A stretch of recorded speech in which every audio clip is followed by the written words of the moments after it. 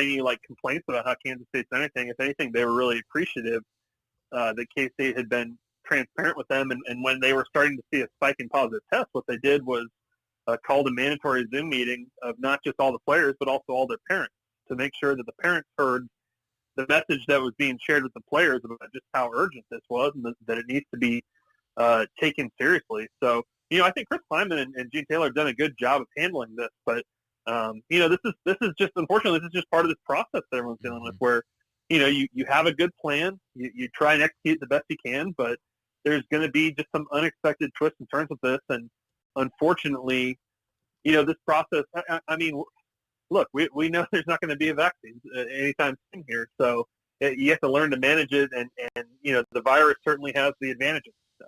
It's interesting is that Baylor's had how many, Craig? 109?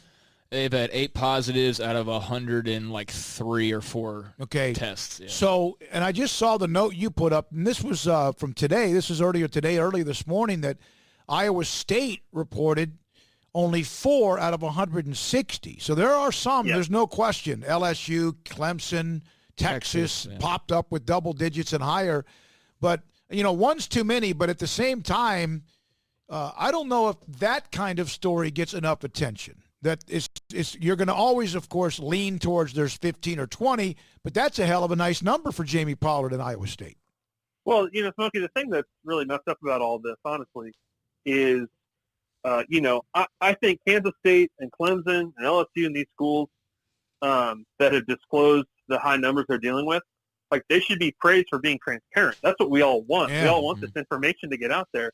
And the way this kind of works is that when you come out and say, we've had a lot or we have to shut down or whatever, you sort of get like all of the negative attention on this stuff when really there's a lot of programs that aren't sharing what they're dealing with and in some cases could be dealing with something much worse and they just haven't gone public with any of it and are getting away with it. So I think the transparency here is important and you gotta remember to appreciate the ones that even if they're dealing with a bunch, it's good that they're telling us and you hope that they're telling the schools within these conferences and the trainers are telling each other because there needs to be a lot of collaboration here between the smart folks in these athletic departments about what policies are working, what policies aren't, and how can everyone do a better job of handling this. Is Vic Kenning, he's pretty much done, you think, the West Virginia defensive coordinator with what KJ Martin put out on Twitter? Yeah, I don't know. I mean, it's,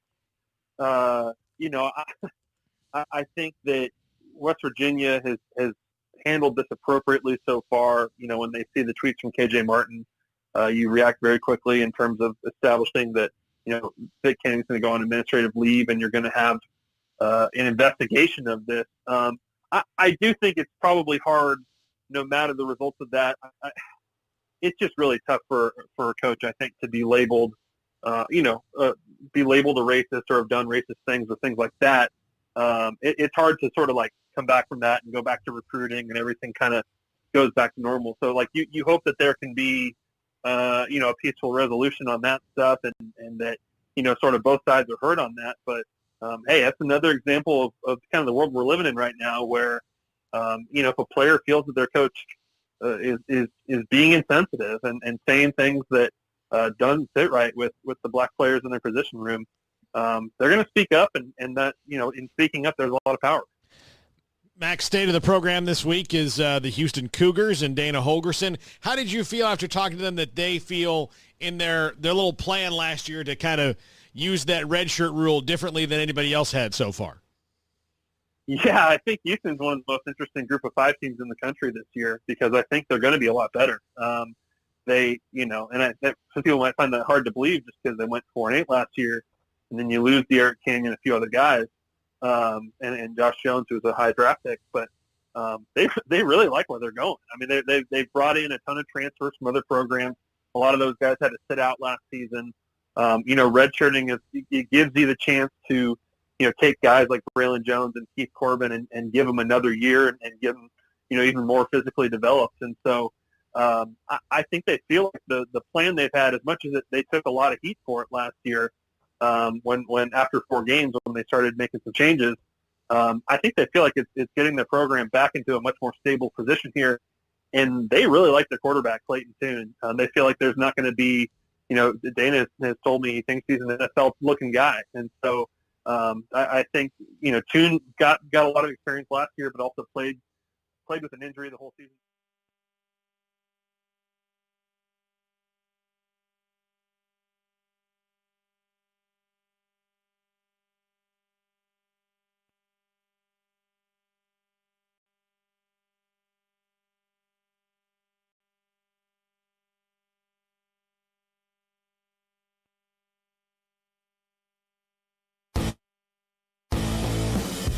Welcome to SicEm365 Radio. Low snap, hand it off, big hole, up the middle, SicEm. Goodbye! 40, 30, 15, 10, stumbles, touchdown. Looks like he pulled a hamstring, but he found the end zone. SicEm365 Radio is presented by IdealMRI.com. High-quality MRIs for $497 or less. IdealMRI.com. Your health is important, so is your budget. Ball on the 3-yard line. Staubach has it, hands it off the Dorsett, drives, touchdown! Have you downloaded the SicEm365 Radio app? Do it today on the App Store and Google Play. Brewer, throw over the middle, caught, Mims, touchdown! SicEm Bears. The 3 o'clock hour is sponsored by Waco Custom Marketplace. Meats, sweets, Texas treats, and a cut above the rest. 425 Lake Air Drive, Waco. With the first pick in the 2003 NBA Draft, the Cleveland Cavaliers select LeBron James. Here's David Smoke, Paul Catalina, and Craig Smoke. All right, here we go. We start this Friday, 3 o'clock hour, SicEm365 Radio. Closing out week number 12 of SicEm365 Radio, Paul Catalina, Craig Smoke in studio, David Smoke. Deontay Epps back with us. Nice to have Deontay back with us today. And so much to get to, including coming up in less than 5 minutes, Byron Murphy II, defensive lineman from DeSoto, 6'1", about 290-something. I just got off the phone a minute ago with DeSoto head coach Claude Mathis. He told me he thinks that Byron will be an all Big 12 conference player. For whoever he played for or wherever he played, a big all-conference player. And that also that he has a motor that never stops. And we'll have Byron on the show, Byron Murphy II in a minute. Lake Seastrunk today at 3:20. Paul and Craig, we discussed that 40-yard, 40 meters, but Lake was in the discussion. And he graduated back in December. He's taken care of his business and always one of the greatest personalities we've ever had on any radio show we've done.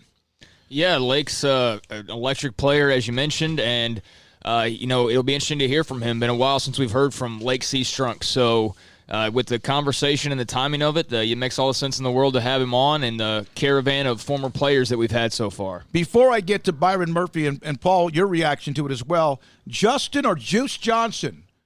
He's a daddy. Yeah. The newest member of the Baylor family, Kingsley Johnson. Big picture with Justin with his mask on. And his son? Is that a girl? Kingsley. I'm sorry. I don't know. The way it tweeted out said the king is here, so I'm guessing. Yeah, I think Kingsley. I think it is. But congratulations to Juice, his wife, the family, and the new addition to the Baylor family as well. This is a young man that was getting recruited, Paul, by Colorado, Georgia, Georgia Tech, Houston, TCU, Illinois, among many others.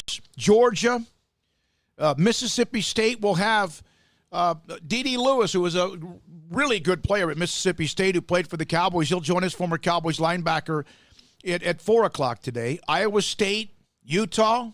Yeah, and that's because of Dave Aranda to me. I think that Matt Rule would have started getting guys that had Georgia and Mississippi State offers and things like that, but Dave Aranda was already in that world. Matt Rule had to prove himself, which he did last year, and now he's on to the NFL, which was ultimately his goal. So he's in the NFL, and now Baylor went out and hired a guy that had those ties with those athletes already, and he's just bringing them right on over. Greg, he also, Dave Aranda, Omar Hales apparently was a part of this based on the reaction from Byron Murphy, Joey McGuire, that's right there where he coached near Cedar Hill, of course, and the impact that they're having right there in that South Dallas area.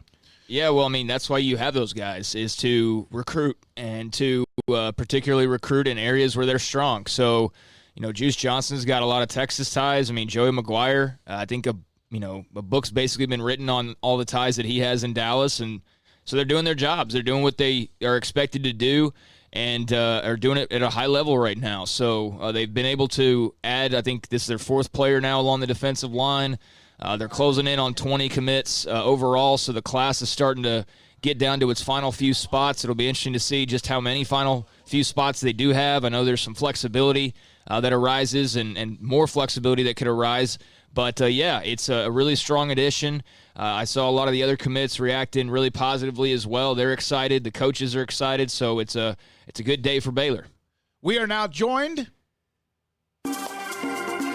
This segment on Baylor Athletics is brought to you by Richard Car Motors, the people you can count on. Right now during these difficult times, count on us for great prices, award-winning service, including auto body and our safe practices. Richard Car Motors supporting the Waco community, Baylor, and SicEm365 Radio. Waco, Texas can count on Richard Car Motors.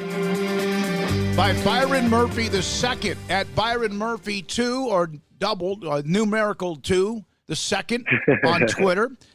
Big Dog, that's your name. But you are obviously, Byron, what does all this mean to you, the commitment during this kind of unique and crazy time in America? Your thoughts about getting that out of your way today? It mean a lot to me. Today a big day for me. The Baylor fans, all the other commits, today a big day, and I'm really enjoying it right now. You had to sift through a lot of offers, and you had a lot of people interested in you. What was it about Dave Aranda and his staff that made you say, these are my guys? I knew Dave Aranda since day one. He always told me he needed me, and I'm the perfect fit for their team and the scheme they gonna run. And I know he was a defensive minded coach. And I built a great relationship with him and other coaches as well. So that's what I knew. I needed to make that move. Byron, who are some of the other coaches in particular that you've enjoyed talking to and getting to know? Coach Omar Holmes, Coach McGuire, and my position coach, Coach Dennis Johnson. Yeah, the SEC background with Aranda, as Paul brought up, and Baylor's really bringing in some defensive linemen. What is it that, among others that are being recruited by Baylor, who you know, whether it's in DeSoto, in that Cedar Hill, Duncanville area, or others you've talked to? What are some of the conversations you guys are having? I just had one. I just had one today with the Shadow Creek quarterback commit. I talked to him. Talked to Roger Daniels, the Duncanville receiver, other Baylor commit, and we ready. We ready to go down there and put on a show for the city for the next 3 or 4 years. We're trying to bring home something. Byron, 6'1", 298 from DeSoto. But what position did you play in Pop Warner? Pop Warner, I played running back and linebacker. Yes, sir. What was that? Were you like a Jerome Bettis type of thing going on there? Yes, sir. Yes, sir. 6'1", 298 right now. Did you watch Bravion Roy much at all, or have you seen much of him when he played at Baylor and how much he did for them last year at defensive tackle? Yes, sir. I watched him. I watched him a lot. Yeah, that dude right there is a dog. Yeah. He's a dog. Seen him. I watched him a lot. Byron, how much did you know about Baylor before your recruiting started? Was that a team that you regularly watched? Were there certain players that you remember watching? Kind of what was your relationship prior to being an actual recruit? I didn't really pay attention that much to Baylor until really this year. They had a big turnaround season, so they caught my eye. They caught my eye this year. And I guess the way that they were winning, right? Winning with defense? Yes, sir. Yes, sir. When you were, I believe, a sophomore, you were initially going to be JV. and that wasn't something you were thrilled about. And eventually, your mother, Seneca, said that you were brought up to the varsity, but it wasn't easy initially. Of course, DeSoto's a great football program, a bunch of good players. What was it like, and how difficult was it to be patient during that time by not playing much? It was kind of hard, because I never experienced nothing like that before. So it was kind of some hard adversity, but I worked, pushed, and I got through it. Now I'm here. Yeah, you are. Coach Mathis told me, and I mentioned this at the start of the segment. You weren't on with us yet. He feels like you're going to become an all Big 12, all-conference player. You have a motor that never ends, never stops, never quits, never gives up. Where did that come from your life? I guess it was just put in me since day one. The day I came out, never give up, never back down for nobody. I always keep working. Don't let nobody work me. Byron, that's just my mindset. Byron, who are some of the people in your life that, along the way helped you, helped guide you, and helped instill that mindset in you? My mom and dad. How much do they mean to you? They mean a lot to me. They mean a lot. What was their reaction to you deciding to make this call today? Oh, yeah, they happy just as me, Coach. They don't have a very long drive. No. Just zip right on down 35. Yeah, and they don't have to go through Waco. They're to the north part of Waco. Yeah, that's pretty much already been not completely fixed up. Now, you had a cousin, I believe, or your mother had a cousin or someone that played at Houston, and that your uncle was at Langston and then Texas Tech. So there's some football in your blood. What about did any of them ever say much to you about the game of football or just being in college and athletics? Yes, sir. Matter of fact, the one that went to U of A, that's my trainer. That's why I work out with him. He helped me. He helped and guided me too. Byron Murphy, the second defensive tackle from DeSoto, gave a commitment to Baylor today at 2 o'clock. Joins us on SicEm365 Radio. All right, now, 6'1", 298. You gained about 15, 20 pounds, it seems like, almost every year over the last 3 to 4 years. You seem to like to stop at a certain fast food restaurant. All right, tell everybody, what is the order? Where is it? What's the name of the business? But what is a normal Byron Murphy II order if you stop at McDonald's and you're hungry? On the McDonald's, okay. First, I got two. I can either get the three McDoubles, large fry, large drink, or give me a Big Mac meal with an extra Big Mac. That's just what I do. That's how I rock. That's a double Mac. Yeah. The double Big Mac. Yeah. 3 Mac doubles? And those are the smaller ones. Though. Yeah. Okay. I mean, so those are. I mean, it's still.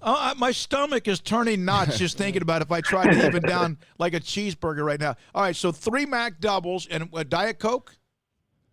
No, large Sprite. Oh, okay, because that's always kind of counterproductive to get 3 Mac doubles and then order a Diet Coke, which is what I used to think. That's what I used to do. All right, so a large Sprite. And what's the other order if it's not the 3 Mac doubles? I'm gonna get a Big Mac meal, and then I'm gonna ask them to add an extra Big Mac to it. 2 Big Macs. Yes, sir. Do you usually have it done by the time you get through the drive-through parking lot? Is that gone? Yes, sir. Yes, sir. You got to eat the fries first, though, because they get cold. You don't want cold fries. Yes, sir. Yeah. See? Yes, sir. Who has the best fries among the fast food? Because McDonald's forever was known as the absolute best fries. I think some people have. I know that Chick-fil-A does a great job with theirs. They're different. Mm-hmm. Yeah. I think that's the race right there to me. Yeah, I think Mickey D's is kind of on top there. Yeah, I think they got the best. So, what's it like right now? You know, this has been, as I mentioned earlier, a very unique time with the coronavirus and workouts and some that are being shut down. And what is it like just kind of dealing with this as you're entering your senior year, which is supposed to be one of the greatest years for any kid or young man or woman during your lifetime? What's it like this summer? It's kind of it's crazy. It's kind of scary. Sometimes we're gonna have a season. Sometimes we're not gonna have one. So it's been crazy. but I ain't been thinking about it. I just been grinding with my teammates every day in the summer, the summer camp. So, yeah. Byron, what's next for you now that you made your decision? Just kind of what are your plans? What are you focused on now as you guys kind of await to see what is going to happen? Can you repeat the question? I couldn't hear you. Yeah, now that you've made your decision and you've got that out of the way, what's sort of your focus now? What are your plans for, the next few weeks as you guys prepare for what you hope is going to be a season? Just to keep grinding and working out with my teammates, build chemistry, have a successful year this year.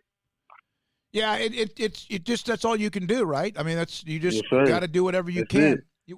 Whatever you Yes, can. sir. All right. I'm going to bring up this score, not to be ugly, not to be mean. 37-15. South Lake Carroll knocked you guys out. sir. Second Yes, round. sir. You're not used to getting knocked out early at DeSoto.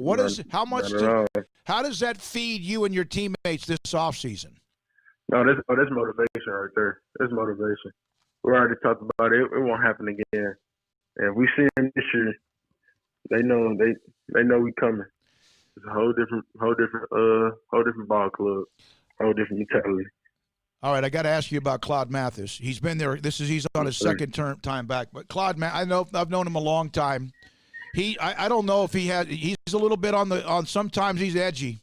How would you describe Claude Mathis, your head football coach, when he's like frothing at the mouth trying to pump you guys up?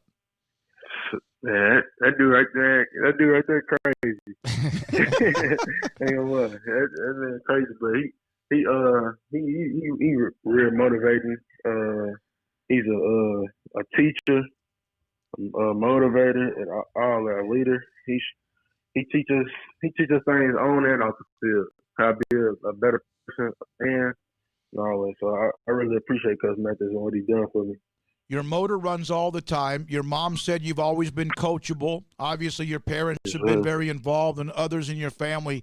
How do you make sure that you don't relax, that you continue to try to get better and better and better and become a kind of player that Claude Mathis says you can be in the Big 12?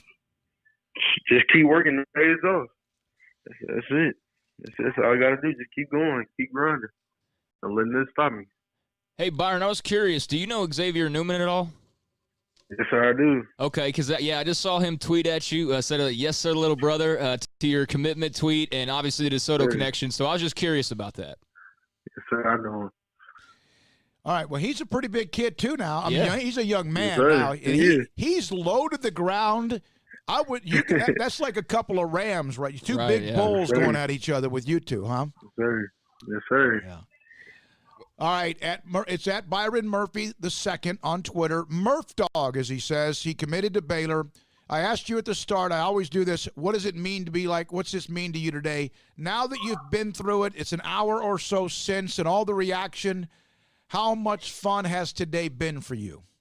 It's been a lot of fun. Waco fans, Baylor fans, they wild, man. They real wild. Yeah, it's not the biggest school, but they have a lot of fans that will support you on social media. That's for sure. Yes, sir. Byron, thanks for jumping on with us, man. Thank you. Tell your mom No I said appreciate it. I'll text her as well. I talked to her a little bit. She gave me a little feedback on the Big Macs in the McDonald's. Mamas know best, right? They always know. They know. They absolutely know. Thanks for your time. Congratulations. We appreciate you, and enjoy the rest of your day. Yes, sir. Thank you. Byron Murphy II commits to Baylor. That's a big-time commitment. That could be, a guy that's part of that plug-in-the-gap defensive lineman. To me, I've always said this. Yeah, you got to have great quarterbacks, and you can have the once-in-a-lifetime, on occasion, running backs. To me, the teams that have a chance to compete at the highest of levels are the ones that have the dudes in the defensive line. Yeah, and that's how you win championships. That's how you get them. And last year, Baylor had as good a threesome as not everybody, but pretty close among the top 5 or 10 in the country. Yeah, if you look at the teams that win national titles, Craig, go back through all of them. They all mostly have the best defensive line or the second best defensive line in the country. Yeah, and I think, even during the Briles years when the defense wasn't as sound as we see it compared to last year in particular, and what we expect is going to look like with Dave Aranda and Ron Roberts and the rest of that staff. They still had playmakers. They still had a Sean Oakman that could get you, could make a play for the most part when you needed him to, or somebody in the secondary to pick off a pass, or a linebacker to cause a fumble. So they've, been able to play they played an era of defense where they played well enough to limit the team. They could outscore them, right? And now they've gone into this newer sort of, we're not going to let you score a bunch of points. We're not going to rely on scoring a bunch of points. We're just going to, smash you in the mouth and eventually outgrind you. And I'm curious to see kind of how the three phases all balance with each other under Dave Aranda, but they're definitely going to be sticking with that defensive mentality. So, yeah, it all starts up front, and you've lost three really big players off of last year's team. I really like the recruiting that they were doing prior to Matt Rule leaving. When you look at some of the players we saw last year, TJ Franklin has the potential to be a huge star. Gabe Hall obviously has a ton of potential. We've seen hardly to none of Harrison White, who I know that they were high on at one point. And there's a few other, Chidi Obanaya, obviously. But, you got to keep replenishing those guys, and Byron Murphy's a great addition. I mean, that's 4 D linemen, like I said earlier, that are a part of this class now, and they are, just adding for the future and stocking up, and that's a good thing. I love what Claude Mathis told me. Really enjoyed the personality. I was told he's kind of a nonchalant. He didn't sound nonchalant, although he, again, the motor running all the time, especially for defensive linemen, especially someone as big as he is, 6'1", 298. Sometimes you're so much bigger and so much quicker or stronger that you could kind of get a little lackadaisical. That's not been the case of what I've been told about Byron Murphy II. We go from someone who will be at Baylor to someone who's one of the most famous names in Baylor football the last decade, Lake Seastrunk. And what's up with Lake? He's next on SicEm365 Radio. Richard Carr, Buick GMC Cadillac, they continue to have some cars and trucks on the lot that they want to get rid of. And, of course, as I always tell you with Richard Carr, they not only have the great service, but they have the great prices as well. The Buick line, the Encore, the Envision, they have special prices right now, and they are looking to get these off the lot. The Encore is the perfect crossover SUV with a quiet ride, a roomy interior, and it's packed with safety features and the latest technology. Right now, a Buick Encore can be yours for only $19,900. It's a saving of $6,000 on a 2020 Buick Encore. If you're looking for luxury, style, and power in a new SUV, well, check out the Cadillacs, the Cadillac XT4, the XT5, or if you need something a bit roomier, the 7-passenger Cadillac XT6. Right now, the XT4 you can grab for only $35,900 at Richard Carr Cadillac. They have the great prices and the customer service, as I mentioned. That customer service includes free oil changes with a new purchase and in-town priority warranty service, all when you buy a car from Richard Carr Buick GMC Cadillac. They are the people you can count on, a local family dealer run by Baylor Bear alumni, and they want the chance to earn your business. So stop by their daily disinfected showroom, see their safety-focused staff, or they can bring the test drive to your home, because your comfort and safety is their first priority. Find them at richardcarr.com or Highway 6 at the Imperial exit. Well, I have to tell you that we're pretty proud here at Pickup Outfitters. The mayor of the city of Waco chose to deputize Pickup Outfitters into the Waco Mask Police Force. Now, we weren't necessarily looking to be deputized. We've been pretty busy fighting truck nudity, but hey, we're law-abiding citizens. The threat of a $1,000 fine if we didn't join the Mask Police Force also had something to do with it. So please, bring your mask with you to Pickup Outfitters. And if you don't have one, we'll provide one previously unused. And we have a couple of other requests. First, wear a mask that covers your mouth and nose but not your eyes, especially when driving to Pickup Outfitters. Second, we do have hand sanitizer, which you are welcome to use on your hands. Do not try to drink our hand sanitizer. Even if you add orange juice, it's still not a mimosa. And third, we have everything you need to outfit your naked truck. Pickup Outfitters, 220 Lake Here Drive in Waco. Check us out online at createacommotion.com.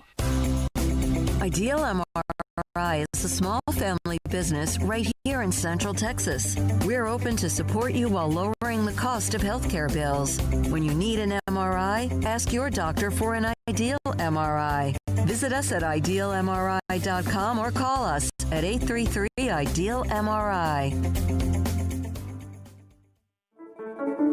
One size fits all. That may be all right for an adjustable belt or cheap sunglasses, but when it comes to your financial needs, no one wants a one-size-fits-all strategy. Cam Heathcott, your Edward Jones financial advisor, knows that his most important goals are yours. That's why he takes the time to understand your needs, knowing you. That's how Edward Jones makes sense of investing. Cam Heathcott covering Conroe and Houston, 936-756-7717 or cam.heathcott@edwardjones.com. Edward Jones, member SIPC. Waco's newest gym, Halo Athletic Center, 5725 Bagby Avenue, right behind Region 12 and across the highway from the Central Texas Marketplace, where motivation, inspiration, and hard work are the driving force. State-of-the-art equipment, indoor and outdoor track, locker rooms, showers, yoga and bar classes by Duality Yoga, Bod Pod potty composition analysis, and registered dietitians, all under one roof, where we rise above. Come join the Halo Athletic Center and be a part of the change. Your change.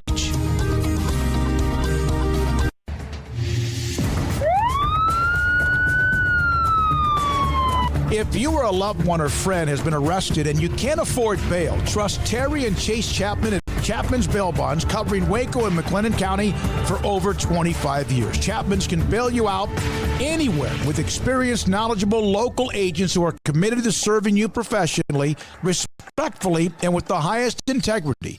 Chapman's understands your privacy is important. Your freedom can be secured fast when you use Chapman's Bail Bonds. Open 24 hours a day. Payment arrangements available. Call Chapman's Bail Bonds. When you need help, 254-754-1603. When you ring, we'll spring. This is SicEm365 Radio. Roll snap, hand it off, big hole up the middle, C-Strunk. Goodbye! 40, 30, 15, 10, stumbles, touchdown. Looked like he pulled a hamstring, but he found the end zone. This segment on Baylor Athletics on SicEm365 Radio is brought to you by Richard Carr Buick GMC Cadillac, located at the Imperial Drive exit off Loop 340 in Waco. Proud supporters of all Baylor Athletics. 3:26 as we continue this 3 o'clock hour. Thanks to Byron Murphy, the second from DeSoto, commits to Dave Aranda and Baylor, and thanks to now one of the great names in Baylor football history, Lake C. Strunk Temple High School, and he joins us on SicEm365 Radio. Craig and Paul, Deontay, I'm David Smoke. All right, I know a lot of people when we talk with you want to talk about football and all that, but I want to get to what happened in December and what it meant to you when you received your degree. Oh, man, that was pretty cool. I only have words to explain how it felt to go across the stage, and I almost moonwalked across the stage, but I just kind of had to keep it cool, keep it calm, and just relax. And I was really thankful for just the opportunity Baylor gave me to go back in and get my degree. So I was really thankful for that. FX_Butterfly, please let him know how proud we are of him for coming back, graduating from Baylor. And then there's a picture of you with, looks like relatives, friends of yours. You're out front, you've got the cap and gown on, and you have the biggest smile on your face. And I just, that was so cool. And when you come back and you get something that means so much to you. What? I mean, because it's like, I was never projected to even finish high school, nor was I projected to finish college. So it's one of those things where, where God made my footstool during that time. So it's kind of like, yeah, I came back, I did. Lake, we've had this poll going this week on the website and on Twitter about who would win in a 40-yard or 100-yard dash, and it's between you and RG3 and Tevin Reese and maybe Denzel Mims and some other guys. Who would be your top three if we're, or maybe even top four, if we're running a 4x1? Who would you want in that 4x1? I mean, hands down, I'm definitely going to go with T. Reese. Definitely got to have Rob in there. And, I mean, honestly, Denzel Mills. I mean, they'll probably complete our trio. Who's But we can't forget about, Antoine Goodley. We can't forget about we can't forget about Corey Coleman. It's just a lot of guys you can plug and play into that 4x1. Lake, who'd you say besides Tevin and Denzel? You got Corey Coleman, you got Antoine Goodley, you got it's just you got Xavier Howard. You got a lot of guys that can run. T. Seals. You got a lot of guys that can run. So let's make sure we get the 4 correct. Lake, Tevin, Denzel, and who's the 4th? Robert Griffin. Robert Griffin the 3rd. Okay. Yeah. All right. Yeah, All right. that would be pretty salty. that would be pretty salty. Lake, when you saw all that speed on campus, I mean, just what was it like to be a part of that, just knowing how lethal you guys were? And you were plenty physical too, but just the amount of speed on those teams, what was that like? I mean, honestly, it was a cool thing. I really didn't get the chance to play until the 5th game, and that's when I started to, gain the trust of Nick and the other guys around me. Because I also got to give it up to my boy Terrence Williams. He taught me how to catch, so I got to thank him for that. He told me in the simplest words, "Hey, you see the ball coming? Don't take your eyes off it until it hits your hands, and then go." Because I had a problem of taking my out the ball, catching it, then running, but I used to drop on my passes like this. So I definitely got to thank Terrence because he helped me out a lot. And also Nick, I was under Nick's wing. He kind of, showed me how, I was supposed to be able to play in big games and under high stress situations. There are so many plays you made that were spectacular. The pulled hammy, which we had the highlights. I mentioned you and I a couple of texts last night, or maybe it was a couple of nights ago, and I said that run against Kansas State when they were number 1 in the country, you guys were blowing them out, and then you put the nail in the coffin with an 80-yard run. And I sent you the video of it. I'm not sure if it had the upper level of it, but it's absolutely almost perfect. You, 2 corners, and 3 guys right behind them. It almost looked like fighters, like fighter pilots, all in formation, the way you were splitting them and the way you ran away from them. I mean, that was like one of those things. It was just designed. The play was designed to be the way it was. Honestly, kind of deviated just a little bit, but I still found my way. But I also got to give it up to the line. The line made like it part like the Red Sea. It was just one of those things you can never just be more thankful because your lineman was so nasty. And then correction, I pulled my quad. It was not my hand. It was a quad pull. My whole entire quad was purple, and I was out, and I couldn't do anything until it was time for the bowl game. I was hurt for real. This was no cramp. I was hurt for real. And I still had to work out, thanks to Coach Cobb. Those things don't go away. Look, those things don't go away quick, do they? Like the hamstring. That's almost worse than a lot of things you can get. Yeah, the hamstring is not as bad as people think it is. The quad is way worse because the quad actually controls the whole entire leg. The quad goes, everything else goes. And then I figured out the hard when I tried to press through it. And I got to like the 10 and the 5 until I dive, and I fell, and then I passed out. That's how painful it was. Mm-hmm. Wow. Hey, you mentioned his name there, Lake, but Kaz Kazadi, when we've had on Tevin and we've had on, a lot of the guys that we've mentioned already in this segment, RG3, Corey, I always ask about Kaz and just the influence and the meaning that he had in each of y'all's lives. For you, what was Kaz Kazadi, what did he mean to you, and what did he teach you? I mean, that's a great question. Kaz, honestly, literally was like, kind of like, I can't even explain to you. He was like more so of a dad to all of us, but he also taught us how to be responsible. He taught us how to be men. He taught us how to continue just to grow together as a team. And he put a lot on us, like more than you know. Even when we used to do sled pulls, he used to tell me, like, you better not lose not a single sled pull. I'm going to make you do it again. And I never really think about it, but then in my conscious mind, I'm like, I'm not going to lose. So now just, even in my day in life now, I still feel like I can go out, still can play, and still can do everything I used to do when I was in college because that's just a mindset he's given me. And I still feel like I can go out there and play with the best of them just because the mindset he's given me, just the word ethic he's instilled in me is just more so. It never leaves. The competitive spirit never goes because of him. It's more so now, like, I feel like I could take on 10 men and win bat nine because of just how brutal he didn't put us through the ringer. And nobody would never understand unless you've been under Coach Kazai. Like, you would never understand what we've been through at the 5 a.m. workout. You would never understand every single day. We never took a day out. When we did take that, it was only for yoga, and it still wasn't a day out because yoga felt like we were going through a full-blown workout.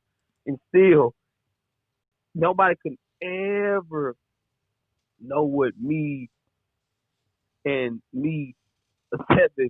Ahmad, AG, Bryce, like the guys that's been there with Kazai when we did some sled pulls. The only people I know that was right next to me was Ahmad and Antoine trying to pick me out the ground. Like, I ain't got nothing left, Ahmad. You're going to just leave me here. He's like, nah, for real. Like, if you don't run, we're going to run again. I said, bro, I can't move.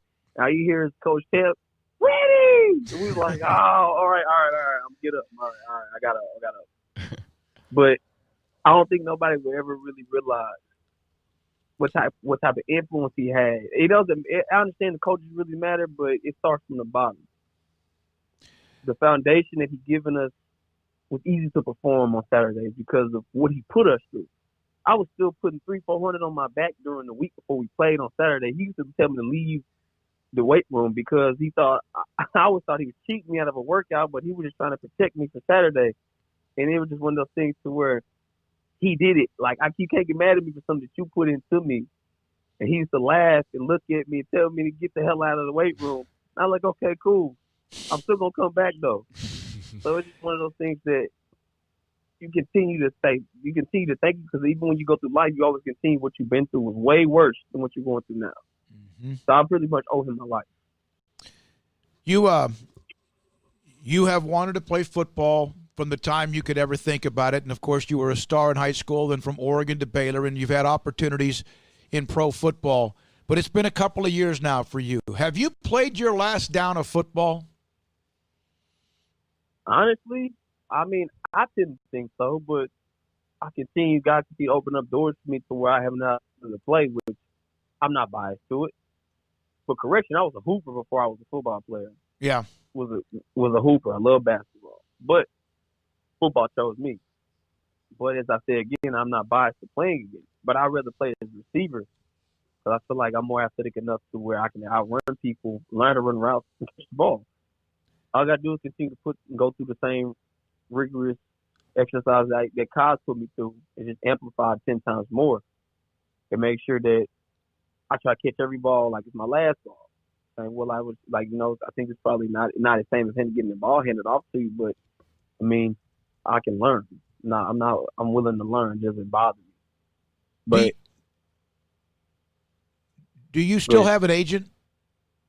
For me? No, I can say no. I don't. Okay. Yeah. I wasn't sure because that's kind of that connection, and that clock is ticking. I mean, that we've discussed that with you before. But if something was to open up, if there was an opportunity, you'd go give it another shot, right? I without a doubt, but as long as they allow me to play receiver. If I can play receiver and actually get I already know where to go to get my training, to get my receiver drills and stuff done. I have a lot of people around me that can show me the ropes and get me right. It's just all about getting that fair opportunity to go play because I don't mind playing special teams. I don't mind doing anything. I just would love to go in as a receiver because I still can run. Like that's never gonna leave. I never stopped working out, never stopped eating correctly. I never stopped doing anything. I just continue just to acclimate to the working world and just work out every day. I work out in the morning. I go to Halo in the mornings, like around 6:30, and and I come back home. Lake, I like the way you said that football chose you. Can you kind of expand on that about how you feel that the game chose you? I mean, yeah, I was a hooper. I used to hoop. Like I was a big hooper. I still hoop today. Like it never left me. I was born to play. I feel like basketball was something that I loved the most. I used to had all the Jordan books, had all the AI books. I had basketball since I can remember as growing up. I had every basketball goal you would think of. Like I used to go hoop at my court until the street lights turned on. It just that I never would have thought football would have chosen me. I only played football because it was easy. Like, when I was playing Pee Wee, I scored 6, 7, 8 touchdowns. And never batting out. I'm like, oh, this is not for me anyway. I want to hoop. And I kept on hooping. I played on my select team at school. Was really good. We had a group of guys. We played with each other since in our neighborhood. And I continued to get more. Like, the thing about when I played around Rock McNeil and Temple, when Aaron Williams was there, never really thought about none of that. I was just like, oh, he's a great player. Nothing but love and respect. I pray that you get to where you want to go. Out of nowhere, my football highlight just blows up, and then I'm the number one in the country. Never would have thought that happened in a million years. Not a kid like me. So I'm like, oh, give me an opportunity. Did not think about that. So then I'm like, what if I actually try to master what if I try to master my craft? Mastery at its highest. Okay, cool. I'm gonna put my craft into it. Then all of a sudden I started to really get well, like really, really great at it. And then it kind of just chose me in the end because I was like, you know what? I see what football can take me. I'm gonna go ahead and take it. Yeah, and I have no doubt that when you blew up as a football recruit, that had to be pretty crazy because I remember you bursting onto the scene and everybody talking about how fast you were and all of that because I followed recruiting for a really long time, so I very much remember that. Lake, I know we've only got a couple more questions really left with you, so I want to make sure and ask, when you look back on your Baylor career, is there a game, is there a moment, is there something specific that stands out to you when you look back at your time as a Bear? No, I mean, every game counted for me. Because it could have been my last. Right. What I really love the most is just the camaraderie with my linemen. My linemen showed me nothing but love. My linemen know that I was gonna put it all on the line for them. And I really honestly I gotta really thank Nick because Nick was kind of like the quarterback that kind of showed me how to play in big games and not get flustered nor rattled nor upset. He kind of like showed me how to be a professional athlete without me being a professional athlete or collegiate athlete at that sense. He, like, just from him, Cyril, Kevin Palmer, you got my boy Baker, you got my boy Niver, Spence. Them guys showed me the ropes, and I was a young guy, you know. I haven't really had any experience today. That game I played against Kansas, so I really got to give it up to them guys because them guys showed me, and also T-Dub showed me how to catch. So I got to thank T-Dub for that too because if it was him, I would never caught half the passes that Nick was throwing to me. Cause I know Nick was like, "Hey, I want you to know if I get in trouble, I'm throwing it to you. Nick, please don't throw it to me. I'm tired." He said, "Well, if I get in trouble, I'm throwing it to you." So yeah, most of the time Nick was dumping it off to me. And I was not mad about it either because I was giving him out of trouble. That's all I wanted to do was just be a help. Yeah, I've been saying this. We've had a couple of 3 or 4 guys from that 2012 team, many of them. And that team at the end of the year, I mean, I put you up against pretty much anybody at the end of the year the way you guys were playing after that big one against Kansas State and the way you mauled UCLA. I got to ask you a question, and I don't know how you're going to answer it, but I kind of do. Washington drafts you, they let you go. Carolina signs you, lets you go. Tennessee, Cowboys, Calgary, Saskatchewan, Jets, over and over and over again. You had a chance and it didn't work out. How did you still have the guts to keep walking back into something that was difficult to get into? Honestly, you got to think about it. It hurts at first. It hurts. It continues to knock you down. It takes away who you were at Baylor. It takes away everything. It takes away your whole persona, who you thought you were. But remember, I feel like life doesn't happen to you; it happens for you. So I feel like through all them experiences, it just taught me how to grow and be a man and also go through all my trials. Because Coach Kyle's always told us every day is not going to be as easy. You got to take what you want, but also put in the work. So for me, it helped me grow more as a man. And I'm not ashamed of where I've been at and how many times I got released. That's just a part of my story. That's fun. I pray my kids don't have to go through what I went through. But if that means that God's going to give me an opportunity as a different position as a receiver, I'll take it. But I'm going to make sure I'm going to go into it more prepared than I was before because I've been there before.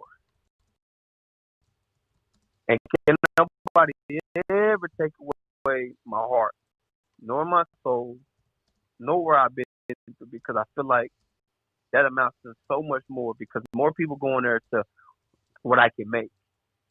I'm going into this, I just want to play. I don't give a damn what you pay me. I don't care if it's pennies or nickels. I just truly, truly love the game. and it'll never leave my spirit. It'll never leave my soul. The competitive spirit will never leave. I'm so competitive to the point where when I play the game, I better not lose because I'm going to get upset, and I can't do nothing about it, but I know I can control it in real life if I win or lose or not. But in a shorter sense, doesn't matter if I bump my head 100 times. I'm going to learn something each time I bump my head. I think I learned something every time we're able to interview you. Yeah, it's fun to sit back and listen to Lake philosophize a little bit. Yeah. Whether you've been in studio where you've broken down with us when we were at the radio station or after a practice, or when I talked to you when you came to the radio station before you actually checked on the Baylor campus. Remember that day, Lake? I definitely remember. Oh, my God. Because people crucified me for saying I want to win the Heisman. But the thing about it, they crucified me for it because I said it. But I'm a vocal person. I believe what I put in the atmosphere in the universe is going to happen. If I want a good life and I put it in the universe, it's going to happen because I believe that. But nobody understands that. But then when people looked at my stats and seeing how close I really was to getting to that position, then they were like, oh, maybe it is true. But people really didn't realize I only played half of the damn game. I didn't play the whole game. If I got 200 yards in the first half. Just imagine if you let me spend the whole entire game. I had 400 yards. I would have held a single game rushing record if it was possible because I knew my line was going to do it. And that's not me talking. Just think about my linemen who I had. Let's go down the line. I had Troy Baker. I had Spencer. I had Cyril Richardson. I had Kevin Palmer. I had a Knifer at the tight end, and I had my I can't think of his name. Forgive me. I can't think of his name. It's on top of my tongue. I can't think about it. He's my other tight end. I can't think about it. But gosh dog it, I'm sorry. Penning? Forgive me. Was it Penning? No, not Penning. Was Cameron Caulfield also a part of that offensive line? I think he was gone by then. Yeah. Okay. Yeah. No, he was gone. Yeah. It was nice, and somebody else. I can't think of his name. God dog it. I feel so bad. We'll find it. We'll find it and tag it to you. We'll put it on there and get that to you. But man, it's always fun. It's always fun to have you on the show wherever we are, wherever you are, and whatever you're doing. Craig? Yeah, and Lake, I just wanted to ask you before you go. We've had certain former players that they maybe checked out for a little while after Browse was gone, which was understandable. But a lot of guys, started following along the last couple of years. Once again, showing up at games and things like that. Have you kept tabs on Baylor football? Just kind of what's your relationship there? I mean, each coach shows they know who we are, and you don't want to be imposing on who you are. I just like to come in and just say, hey, can I use the facility? Hey, can I, am I allowed to be here? I just wish that we can actually stand on the sideline. We can't stand on the sideline no more from the old coaches. I totally understand. This is your regime. We're not trying to take from that. But don't take away from the players that help y'all get to the stadium. Like, we, in the last couple of years, from Rob started it all, and we finished it. There's a reason why the stadium's out there. There's a reason why Rob's statue's out there. We built this. Well, Coach Scott told us we built this from the foundation to the ground up. Show us the respect that we deserve. We were here before you was here. I understand this is your regime, this is your new stuff, but understand that we was here before you was here. So don't gloss over us like we didn't do anything. There's a reason why y'all new stadiums out there. There's a reason why y'all got new uniforms. There's a reason. Just show us the same respect. And it's on the sideline that we've been standing on for a long time. I'm like I told everybody. I like the new stadium, but I love for Casey. I love how it got 110 degrees heat. But that's how we beat most people because Casey got so hot, people couldn't stand it. But we was usually out there burning in the sun. But when we got used to it, like, oh, this is our home. We don't care how old Casey was. We loved it. From all the cracks, from all the withered paint, you can easily redo that stadium, but it's not here anymore. But it's cool. Love the new stadium. I just want them to show all the old Baylor respect. Show them love because we paved the way for you guys to get to where you want to go. Before me as well. Great way to end it. Show them love and show them respect. Yeah. Jared Monk? Yeah. Was it Jared? Yeah, Jared Monk. Yeah, that's it. Yeah. Monk. Yeah, it was. Yeah, Yeah. Monk. Hey, yeah. Monk, I'm sorry, Monk. I wanted to make sure we got that in. But hey, Lake, thank you for what you represent. I love listening to you. Appreciate your time so much. And we'll see you soon. Appreciate your knowledge and insight and philosophy as well. That's Lake Seastrunk, former Baylor running back, Temple High, and a guy that every time he's on, it seemed like I learned something, and I'm like 40 years older than him or somewhere 35 years older than him. It's 3:48. Grayson Grundhafer on Byron Murphy II, and much more with Baylor Recruiting from SicEm365 Radio. Waco Regional Tennis and Fitness has a huge tennis tournament coming up this weekend. There's some kind of a tennis event tonight, like a social event. They're doing that now a lot, where those who are a part of the tournament, or I guess you could say group with pros, Britt Coleman and Joe Rosa, they're having an event tonight. And then this weekend, they're having a huge tournament that runs all day, throughout the day on Saturday, and all day throughout the day as well on Sunday. I've discussed what that facility and those inside the facility have meant to me at Waco Regional Tennis and Fitness on Lakeshore Drive. But the tennis facility is unmatched.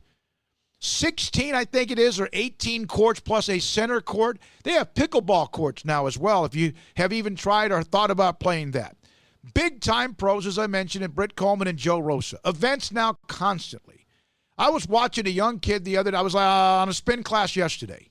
Alex was teaching spin class, and I looked off to the side. There was a young, probably a college kid, training and working and practicing, and I'm talking about he was incredible. And the younger players who were there that are getting better and better as well. Waco Regional Tennis and Fitness, absolutely. They have the touchless water systems or the water fillers of your bottles now. Everyone's staying safe and spacing out, and they're cleaning it up and disinfecting and wiping everything down all of the time.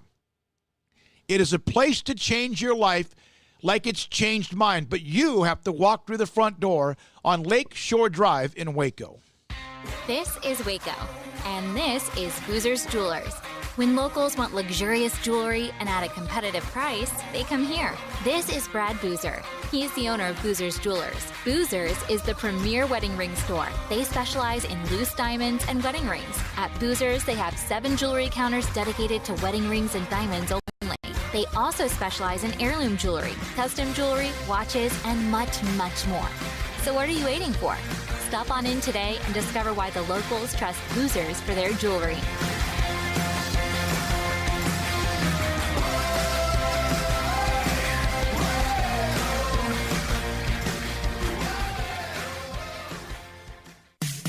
In the market for a quality metal building? Since 1943, Pioneer Steel and Pipe has helped Central Texas residential and commercial customers with metal building design, panel options, building components, and trim options. Pioneer Steel and Pipe's residential line is energy efficient, offers low maintenance, reduces insurance payments, is impact resistant, and carries up to a 45-year limited warranty. In addition, they can also help you find a metal building contractor for your project. Pioneer Steel and Pipe with locations in Waco and Bryan and at pioneersboys.com.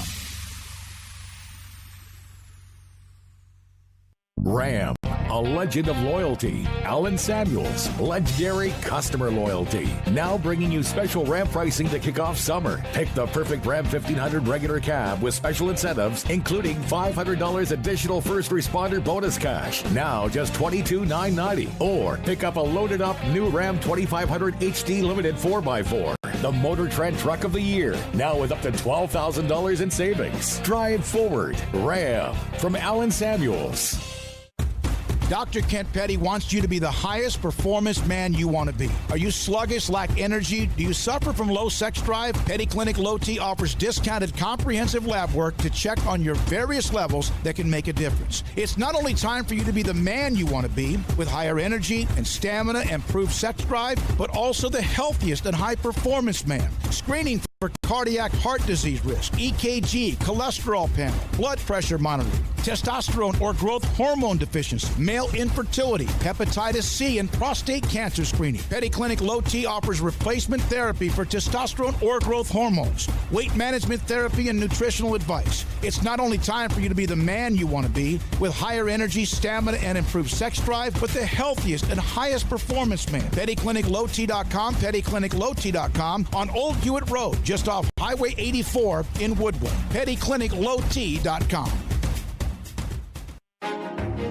Texas board-certified personal injury trial lawyer and Baylor alum David Willis and Baylor alum Parker Willis are ready to help if you or a loved one has been wrongfully injured in an auto accident, SUV rollover, industrial accident, 18-wheeler crash, or were seriously injured by a defective product or recalled drug.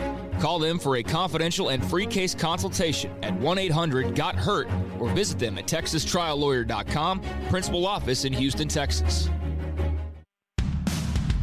Welcome back to SicEm365 Radio. It's time for our weekly segment with Grayson Grundhafer of SicEm365.com. Brought to you by Pioneer Steel and Pipe, where customer service is their main focus, and best in metal, steel, and pipe for large or small projects, with 2 locations in Waco and Bryan.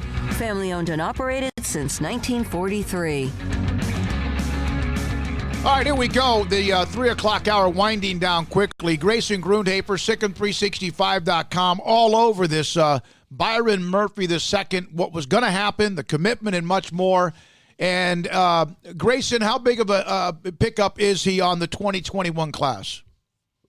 Oh, absolutely huge. And I mean, I think this gets reiterated a lot when you follow recruiting, and it's the fact that, you know, there aren't a lot of 6'1", 300-pound guys out there who can really, really play like Byron can, and who are available, you know, that don't end up at an Alabama or an LSU or somewhere like that.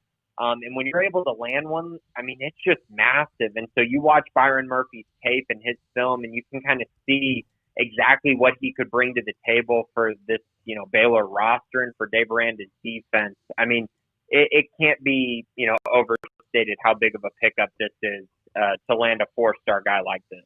How much of this is just getting guys like this is the presence of Dave Aranda himself, who already had all these inroads? Yeah, I think it's definitely a big deal. And I think a lot of guys, especially the defensive players, recognize, you know, he won a national championship. Now, I know he wasn't the head coach, so there's maybe, you know, something to that, but he did coach a national championship level defense. And I think that really resonates with recruits. And I think you're seeing it. This has been a great class so far. And I mean, when you land 14 commits in 4 months, you're doing something right. Grayson, the class is starting to fill up now, and I know they've still got, you know, some 2020 guys, although that pool's starting to thin a little bit that they were potentially looking at or are potentially looking at. But here they are now with 16 commitments. I believe now 4 along the D-line with Murphy joining the fold. Can you kind of reset the table on what they're looking at the rest of the way as far as, you know, potential numbers and also the positions that are still looking to be filled? Yeah, so I mean, if you look at the class right now, 16 commits, I think, again, we've kind of been working with the number somewhere between, in my mind, 22, 24, somewhere around that. And you don't want to fill up too quickly, especially with the circumstances that everyone's been dealt right now with COVID.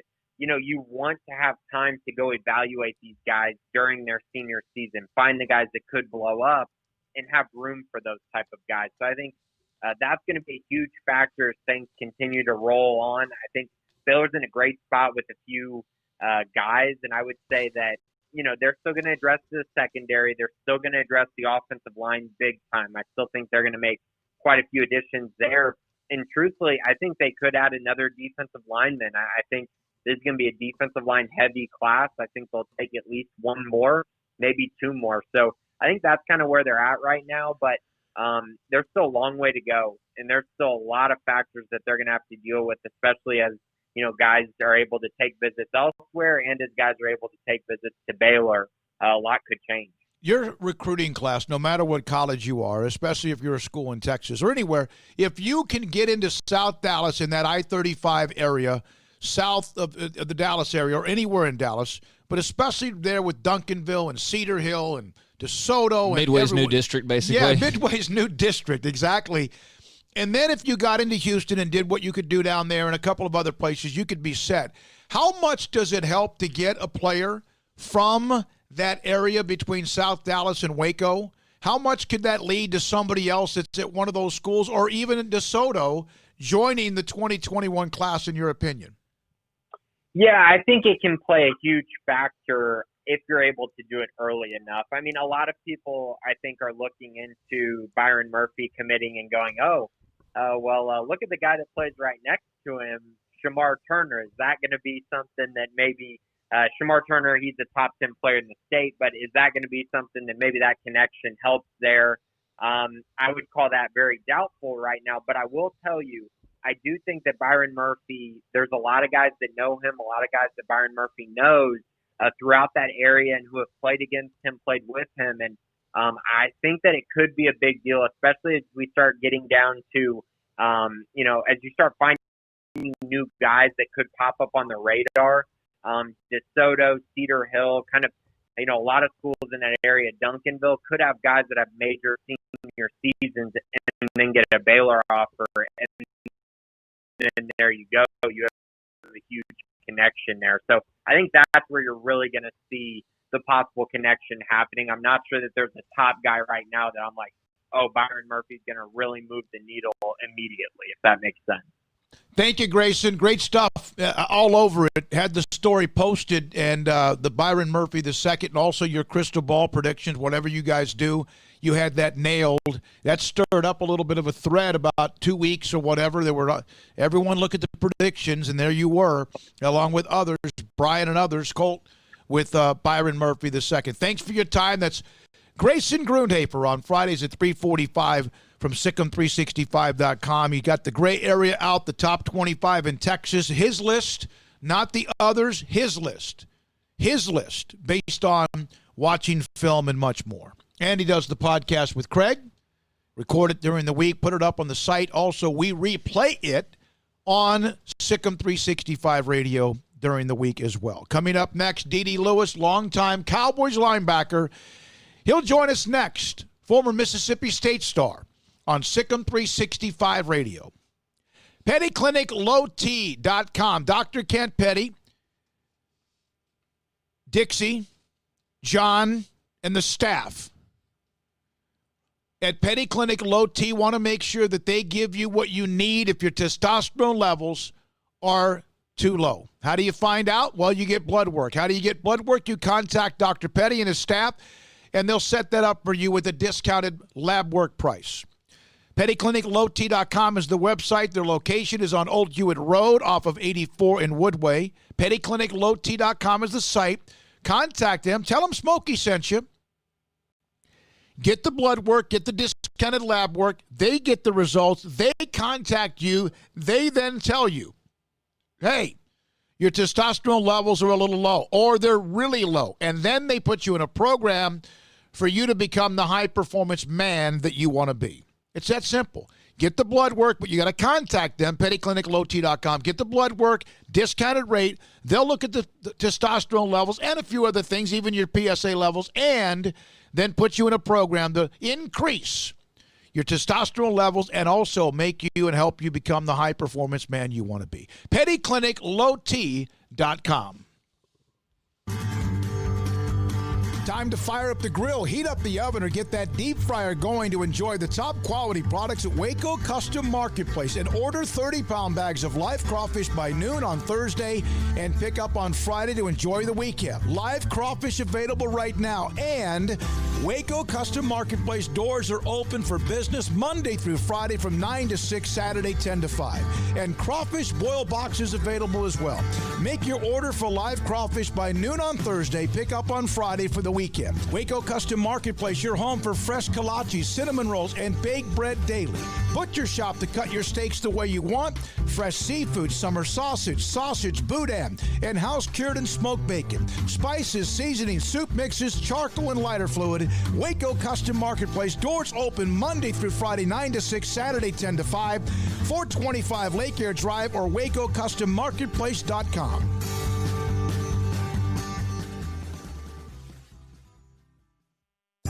Riverbend Liquor and Wine has their easy-to-access drive-thru open and convenient and clean in-store location on the corner of Lakeshore Drive and North 19th Street in Waco. Riverbend Liquor has the best and most extensive variety of craft beer selections in Waco and Balcones whiskey, including single malt, pot still, baby blue, French oak, rye, and brimstone. Riverbend Liquor and Wine, family-owned and operated, and a hidden gem in Waco on Lakeshore Drive and 19th Street. And find out more on Facebook and Instagram.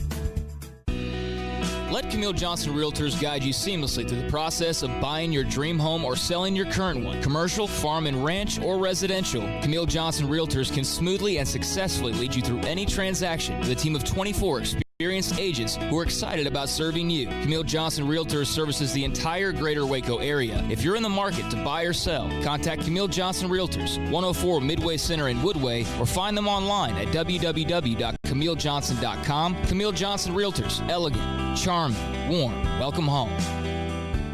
Do you or your kids get nervous about going to the dentist? Stonewood Dental, Dr. Steve Childress, he can help. I've spent a career taking care of patients who as children had bad experiences, and now they're adults that hate going to the dentist. If I get a kid at 3 years old and they come every 6 months and it's a happy experience, it's normal for them. Now they have an accident at 6 or 7 or 8 at school. Now they have a broken tooth or a trauma, and they have to come here. They're used to lights, they're used to water in their mouth, they're used to experience, they already trust us. It's amazing what we can do with that kid without it being a negative thing. But if I see a 6 or 7 or 8 year old that's never been to the dentist, and now they have a trauma or an unfortunate unexpected toothache, it's harder to do that for that kid and it not be somewhat of a negative experience. So bottom line is I try to teach kids and adults and teenagers and everybody the way I'd want my family treated, which is where it's a necessary part of life. You just take care of it. It doesn't have to be that big a deal. Learn more, stonewood-dental.com. In great times or tough times, you always feel better working with someone who's there for you. When it comes to great banking, people here count on the First National Bank of Central Texas, here to help you, your family, and your business. Personal banking via phone, desktop, tablet, and drive-through, and business banking tailored for all situations, including yours. Amazing tomorrows from the First National Bank of Central Texas. Familiar faces making local decisions. Member FDIC, Equal Housing Lender. This is SicEm365 Radio. On the 3-yard line. Staubach has it, hands it off the Dorsett, drives, touchdown! The 4 o'clock hour is sponsored by Boozer's Jewelers, the wedding ring store, specializing in custom jewelry and repair, all in-house. Here's David Smoke, Paul Catalina, and Craig Smoke. Here we go, this 4 o'clock hour. This next guest, at one point, played in 135 consecutive games, one of the highest numbers in Cowboys history. Now, think about the legendary names that they've had. He also, still, to this day, has played in more Cowboys playoff games than anybody at 27. D.D. Lewis, former Cowboys linebacker who played at Mississippi State, joins us. Craig and Paul, I'm David Smoke on SicEm365 Radio. How much does the continuity, the longevity, your endurance, and the success you enjoyed, how much does that still mean to you today? Oh, well, I tell you, I just have to depend on God to lead me around. But in a sense, when I was playing for the Cowboys, I was drafted in the 6th round. They drafted 2 linebackers, one in the 3rd and one in the 4th. And I was just afraid that I couldn't make it in the pros. So, you know, as things happened, they had a guy from Missouri that was drafted in the 3rd round. He got drafted in the Army.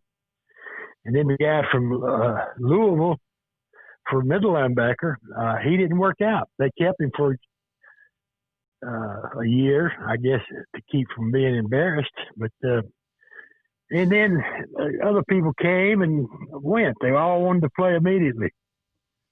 And I felt like I was just lucky to be around. And it turned out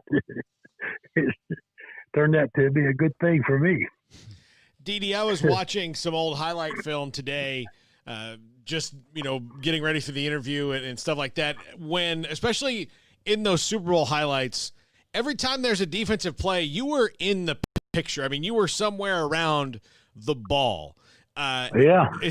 Were you kind of always that player that just had a nose for the ball? Is that something that's instinctual, or is that something you learn? That's defense. I was a middle linebacker all my life, and at Mississippi State too, and made a lot of tackles.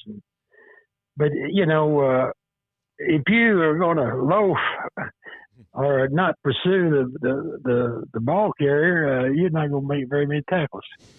And I learned in high school, my coach, I weighed 100. My senior year, I weighed 185 pounds. He said, "Didi, you can tackle people with your upper body. You don't have to tackle them with your shoulder." So I started hitting them in the chest with my face mask, and turns out that my helmet hit them in the chin, and that worked out pretty good. But it's the body's got to go where the head goes. But anyway, I got faked out a lot of times, so I remember Terry Bradshaw faked me out so bad I got a 15-yard penalty for grabbing my own face mask. What? Yeah, can you explain that a little bit? Yeah. Well, the referee made a mistake. He saw me grab my own face mask. Anyway, God. but it was a great thing. But defense is about pursuit. Getting there in a hurry, and you couldn't think. You had to react, and that's what Landry put into us.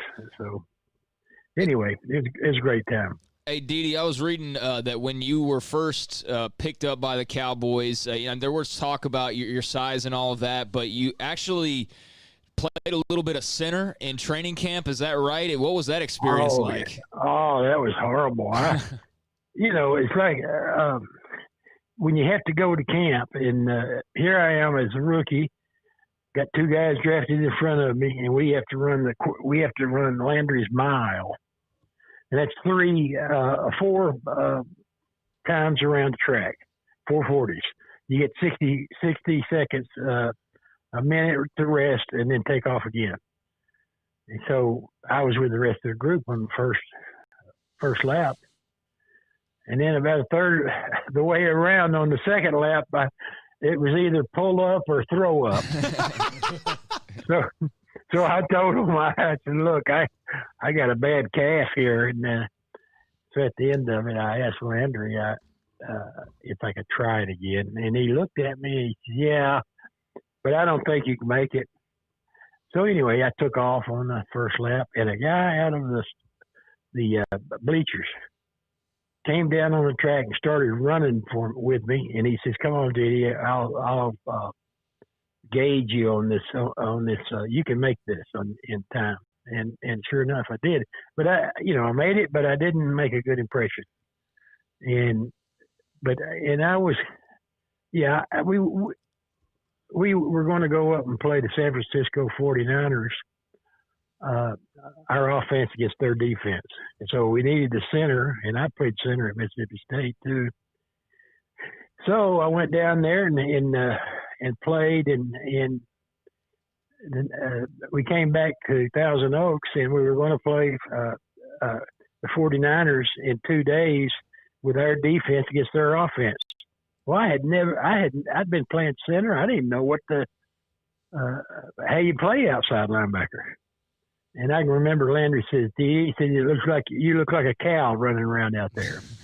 So I said, "Oh, thanks, Coach. I appreciate that." I didn't say that. I didn't say a word. But anyway, it's that's the beginning of my football. It wasn't very clear that I was going to make the team. And so when John Douglas got drafted into the Army, it looked a lot better. But the thing is, they had the All-Star game in Chicago, and the guy that played for LSU, I can't remember his name. I can't remember a lot of people's names. But anyway, he was the one they picked to play in the All-Star game. Well, he got hurt, so they asked me to come. And here I am. I'm trying to make this team, and they send me to Chicago. I mean, it's great playing on the All-Star games, but anyway, I played in that game, and I came back, and I saw Ray Nitschke in a bar that night, and he asked how I was doing. I said, "Well, I think they're going to cut me." He said, "Well, go out there and make it on the specialty teams." He said, "That's what I did." And so I came back and just kind of went nuts on the specialty teams. and lo and behold, things worked out. How about that? Ray Nitsky is the one that gives you that advice. You, I just read this, that you're named D.D. Lewis, is Dwight Douglas. You're named after Dwight Eisenhower and Douglas MacArthur. Is that correct? Exactly. We read out the names, and I happen to be born in 45, so but I'm the youngest of 14 kids, and everybody else was kind of named after a part of the family, and so I guess Dad and Mom were just patriotic and named me. I'm being called Dwight now. Okay. At age, so I kind of like it. It's a pretty cool name. You served a year in the military. Is that correct? The year after you were drafted? Is that, you mentioned Yes, Douglas? sir. Yeah, and so you just was it Vietnam? No. I played in '68. John Douglas went to Vietnam at that time. In '69, they called me up. So in August of '69, I had to go to basic training. But I got into the National Guard up in Knoxville, Tennessee. So I didn't have to go to Vietnam. And thank goodness I didn't. But I had to serve 6 years in the National Guard. And that's how I got out of it. And so I got to play the third year that when we came back, John Douglas and I had to bump heads and see who could make it, and they shipped him off to New York and kept me. So I took Ray Nitschke's advice and kind of went nuts on the specialty teams and got their attention. So you played with so many different Hall of Famers and great players and iconic people. Was there a player on that team that you guys were even kind of in awe of that was so good? Like one guy that stands out to you that you played with all those years? Oh man, there were a bunch of them. I tell you, I one of the players that always impressed me was Larry Cole. He was a free agent, but he could play tackle and he could play defensive end, and he did from the get go. He started, and he's very smart and figure out angles and way to do it. And but there were a lot of people like that. Don Meredith, of course, Lilly, Randy White, Hollywood Henderson. These guys are unbelievable talents. And but Don Perkins, the fullback they had here at Dallas, was an excellent ball player in this system. And of course, there was Pete Jett and Lance Renthal. Just a lot of people out there pushing the envelope. But I didn't know how to be with a group of people. So Chuck Halley ended up getting hurt in 1972, and I got to finish the season. Charlie Taylor tore Halley's knee up on a crackback block, and so they put me in. So that started my career as a starter, and we went out and beat San Francisco, and it was just a good time. I mentioned the streak of games started. I mentioned, or games played, and also the most playoff games, the 5 Super Bowls as well. You said you weren't used to being around a big group. You had 14 children in your family. Right. Well, and that caused a lot of problems, but there's not too many of us now. We're running down, but it's whether you have a good family that'll teach you values, principles to live by. And, but the way we were raised, we were just scuffling any way we could, and that doesn't leave too much of a good impression a lot of times on other people. So. D.D. Lewis is our guest on SicEm365 Radio. Mississippi State, that's where you played. You were really good there. You were all conference there. They now have Mike Leach as their head coach. They've been through some names, all the way the last few years. What are your thoughts about? He's a little bit different now, and he's a hell of a football coach. What are your thoughts about Mike Leach? Oh, yeah. I got to meet him out in Texas Tech at a football gathering, and I think the world of him. I think he's got a great mind for offense, and it's according if he can get the players. Now they're talking about the running back they have. He says if they don't change the flag, he's not going to be around. But if it's not one thing, it's another. And then the pandemic that we have, it may just ruin the season, but I don't know how they're going to do it. But Leach, I can't wait to see him in person again. I think he's an excellent coach.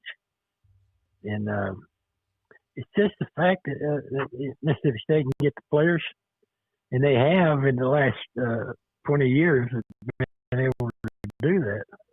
So anyway, we like to go over there and watch them play and talk about old times. It's, we won one game my senior year at Mississippi State. Wow. We came out and beat Texas Tech in the Lubbock, the first sandstorm I got to see, and but we beat them. And so John Stovall, the quarterback, every time I see him, he says, "Yeah," he said, "we beat Texas, and everybody was excited, but we couldn't land in Lubbock because the students were on the tarmac." He said we had to land in Amarillo, and they put us on school buses. Oh. Yeah, yellow school buses and rode back. And that's what those guys were thinking about. They weren't thinking about Mississippi State. So I think we punted on third down instead of passing the ball, But anyway, it was a great victory, but we didn't win very many games. But I got to play a lot of good SEC football, and it worked out for me. Your career record when you were at MSU was not the team did not have a stellar career. You mentioned that as far as your wins and losses, but you were SEC. You made all SEC. Yes. You're in the College Football Hall of Fame. You're in the Mississippi and Tennessee State Sports Hall of Fame.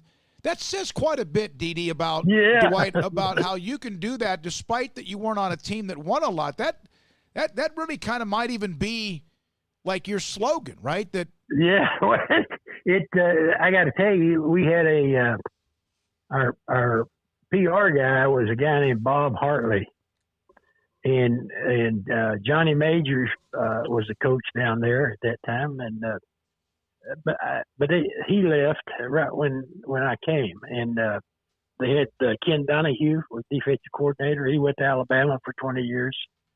They had Vince Dooley's brother played at North Carolina. So anyway, they all left when our recruiting team got there, and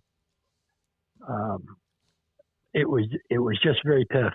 My sophomore year we beat Florida, Steve Spurrier in Florida, and we were in the top 10 in the U.S. of A, and we lost the last 6 games on our schedule. So it's a tough place to play because you got Ole Miss, you got Alabama. They're less than 110 miles from Mississippi State. Plus you got Southern, and you got of course LSU and all the other schools. But the thing that drew me down there was that they'd gone to Liberty Bowl that year before. And I got to watch them play Tennessee, who hadn't won since '57. But getting back to Bob Hartley, he was a great publicity guy. The Southeast Conference was trying to build up the blue and gray game. So they had a dinner for all the people that were members of the blue and gray, and I was sitting at a table with the old Missouri coach, the guy that invented the split tee. But we went up to Wisconsin and had a golf tournament, try to build up the blue and gray football game, and so I'm playing with Johnny Majors. And the first thing he said, Dee, let me ask you something. You think you'd ever made All-American without Bob Hartley? And it just broke my heart. He certainly backed me, but I didn't want to be rude to Johnny Majors. But I should have said, who was your publicity guy or something, But yeah. Anyway, if it happens, I don't know why or how come. So, yeah. It's been great talking to you, Dee. It's been wonderful. David, thank you. You got a great name. Well, yeah, my dad has a great name, and then his dad, and all the way back to where it came from. Well, are you guys in San Antonio? No, we're in Waco, Central Waco, Texas. okay. Yeah, in Waco. Okay. Yeah. Spent a few summers there at the fort down there. Fort Hood. Yeah. Oh yeah. All right, David. I enjoyed it. Thank you, Dee. Yes, that's sir. Dwight Douglas Lewis. Man, it's great talking to him. You had the names like Howley and Jordan and Edwards, Dave Edwards, and Dee Lewis. Think about this: the history of the Cowboys franchise. 135 consecutive starts, third in team history, I believe. I don't know if it may have, there's probably one or two that might have maybe jumped inside of that. And one of only 8 NFL players who have played in 5 Super Bowls. Now, the Super Bowl doesn't go 100 years back, goes back to 1967 or 8, 66 or 67. 5 Super Bowls. And still to this day, the most playoff games played by a Cowboys player, 27. He was at their beginning of the 1970s run and at the end of the late 1960s as well, drafted out of Mississippi State. Great guy. Great reminiscing with him. All right, it's 4:24 at 4:30. There's a great event called Cast for Kids. Jay Yellis, the angler, Bassmaster Classic champion, was on with us a few weeks back. Jim Bankin is one of the program directors of the Cast for Kids. It's a virtual auction, and we're going to tell you a little bit about it and how you can be a part of it. At 4:45, Salado head coach Alan Hare, Art Strickland on the PGA Tour. They're up in Connecticut this week. Phil Mickelson's having a heck of a second round near the top of the leaderboard. This is SicEm365 Radio. I have pictures. I mentioned this a couple of days ago. Walked inside Waco Custom Marketplace just a couple of 3 weeks ago. Saw Brian Bauer. What they have done is just phenomenal. It gives you the old-fashioned grocery store feel with the butcher shop right there in front of you where you can have the meat and custom cut for you. It could be the seafood. It could be the pork or the poultry or the beef. And you can order, of course, ahead of time, WacoCustomMarketplace.com. You order by Thursday at noon, live crawfish, 30 pounds bags, and you can have it for the weekend. In fact, the other day I was there a week ago, Saturday, a week ago tomorrow, and a lady was in line and she said, I'm here to pick up my bag of 30-pound crawfish, live crawfish, so they could have the crawfish boil, I guess, that afternoon or that evening. But also what they have is the bakery, which fresh baked bread every day. Kolaches and pies and cakes and whatever. And something, if they need to make something for you, like cookie cakes, they do that as well. And it's delicious. There's a coffee spot back if you want a cup of coffee. I don't drink coffee, but if you do, you get yourself a nice cup of coffee. There's cold beer and whatever soft drinks and even milk or eggs and things you need as well in a refrigerator to the right when you walk in the front door. And up and down the aisles of seasonings, spices, and things that you need when it comes to just, for example, canned food, refried beans or perhaps ranch-style beans or corn, diced tomatoes, mushrooms, even chicken broth if you want that as well. All of that up and down the aisles along with whatever hamburger helper you need, pasta you need, and even if you want salad dressing, A1 sauce, and Worcestershire sauce. Sweets, meats, Texas treats, Waco Custom Marketplace, open tomorrow now. Don't forget, they're open tomorrow, 4:25, and they're open till 6 tonight, 425 Lake Air Drive in Waco. Drive forward at Allen Samuels. Get big summer values on new Jeeps, the vehicles of summer. Get 0% for 72 and no payments for 90 days on select Jeeps, plus new Jeep Gladiators featuring employee pricing for all. New Ram Lone Star Crew Cab 4x4s feature up to $10,250 in values. Shop safely in person or shop and buy online at AllenSamuelsDCJ.com. Your friend in the car business, Allen Samuels. Ask for details. How often have you said it's time to get in shape? Every day, every week, every month, maybe for as long as you can remember? How about starting today? I promise if you'll just join Waco Regional Tennis and Fitness now, you'll thank me later. Hi, this is David Smoke, offering a variety of 40 group exercise classes every single week, including boot camp on Tuesdays and Thursdays at 5:15, plus spin, body shaping, Pilates, yoga, and bar. And oh, there's a free kids club as well. Waco Regional Tennis and Fitness open Monday through Thursday, 5 to 10, Friday 5 to 8, Saturday and Sunday 7 to 7, and personal trainers Christy London and Randall Court. World-class tennis facility with pros Britt Coleman and Joe Rosa with lessons, camps, and special events. Spacious and clean workout rooms, locker room for men and women, both with a whirlpool and sauna, and now there's touchless bottle filling stations. No intimidation, tremendous camaraderie, an entirely new atmosphere, and yes, you can do this, but you have to walk through the front door. It's time to react today, not tomorrow. Waco Regional Tennis and Fitness on Lakeshore Drive in Waco. Southwest Sports Medicine and Orthopedics, the team physician of Baylor Athletics. Our doctors specialize in the diagnosis and treatment of any and all sports-related injuries, celebrating over a decade of service in Central Texas. Our doctors are equipped to handle a wide range of issues, whether it's your foot or ankle, orthopedic spine care, your hand or wrist, knee and shoulder pain, or if you're in need of our arthritis or total joint clinic. Trust the doctors that Baylor trusts. Southwest Sports Medicine and Orthopedics. Our goal is to get you back in the game.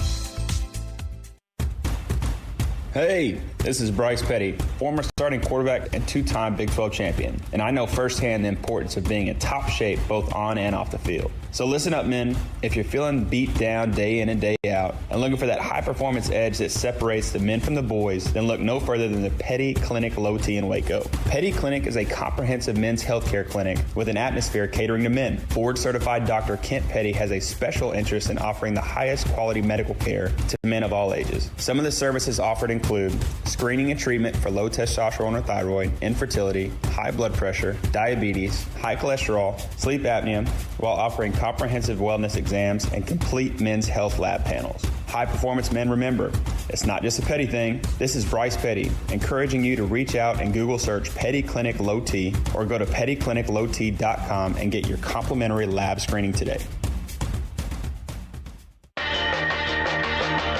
This is SicEm365 Radio. The SicEm365 Radio app is sponsored by Allen Samuels Dodge Chrysler Jeep Ram Fiat in Waco. Your friend in the car business at Loop 340 and east of 84. Come by. Let's be friends. All right, here we go. We had Jay Ellis on, the Bassmaster Classic champion, back in our first few weeks on the air when we launched this new show April the 6th. And, of course, an angler, very popular and successful angler. But Jim Bankin from New Braunfels, Texas, has been someone that's also connected us with Cats for Kids. Tom Hill has been a part of that as well. We've always tried to help them out. And, of course, things have changed with what's going on with COVID, et cetera. But Cats for Kids, the foundation, is having a virtual auction. And Jim Bankin is one of the program directors for this great foundation, joins us on SicEm365 Radio. How have you been? Has these last 3 months kind of kept you at bay, or have you still been able to go out and do what you need? Obviously, we've never seen anything like this in our generation or forever, really. But we've had to postpone a lot of our events. In fact, we're having our first one in Oregon this weekend. Jay is there. He's going to coordinate it. So we moved all of our April, May, June events into the fall, So I hope we can take these kids fishing. I mean, we're like the event this weekend, we're limiting it to less than 100 people, and we're going to be masked up. We got gloves. We got hand sanitizer. We're going to take the kids out in shifts so there's not, social distancing. We got all that covered. So we'll see how it goes. I mean, that's our goal, man. We just want to take kids fishing and And specifically our little deal is special needs and disabled kids. So that's what we've done for 29 years. And, man, we want to do it for 29 more, Yeah, no, and you guys have done an amazing job. Cast for Kids Foundation, and Cast is Catch a Special Thrill for special needs children. Paul? Jim, I've been fishing my entire life, and even just for kids, I think for parents who don't know this, I think the self-esteem building that comes with catching a fish is because it's something that you can't really equal, is it? No, you're right. That is so true. I've seen kids, probably 50% of the kids that come to our events fall into the autism range. And they will show up in the morning, not everyone, but frequently, their heads are down. They're not looking at anybody.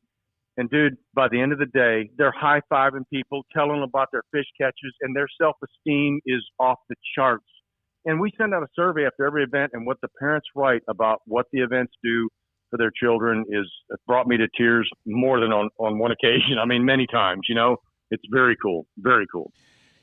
So this would have been easy not to do this, but you have this virtual auction. So we've discussed the foundation, and we'll get into that again. Also what Jay Ellis is doing in Oregon and some of what's been pushed back. So what's going on right now that we can help with you and promoting, fundraising, and more? Absolutely. Normally we're there in Waco, Texas right now. Waco, Texas has, honest to God, supported this foundation like no other city in the country right now. I'm not kidding you. We have more events in Central Texas than any other region of the country. That means we've got great, full-hearted volunteers that want to do special things for children. And then we have our gala. We're at the Texas Ranger Hall of Fame. We've got all our celebrities there, our great fishermen, Jimmy Houston, Roland Martin, Hank Parker. They're all there.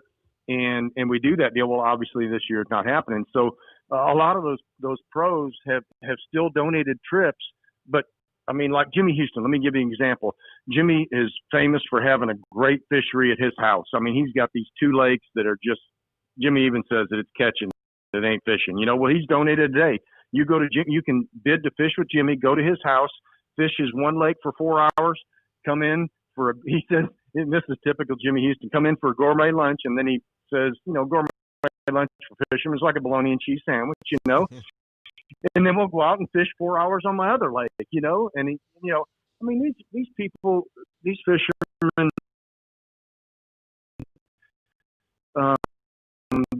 these celebrities, a lot of bad things are in the press about them sometimes, but I'm telling you, their hearts are gold and they want to help children, and that's just so special. So we've got a lot. Jimmy's in the auction. We've got Alton Jones Jr., Alton Jones Sr., Frank Talley, who's also on the Bassmaster Elite Series tour from right there in Waco. He's in the auction. You can bid to fish today with him. Besides that, we've got hunting trips, duck trips, whitetail exotic hunts, rods and reel. I mean, we've got all kinds of stuff in there.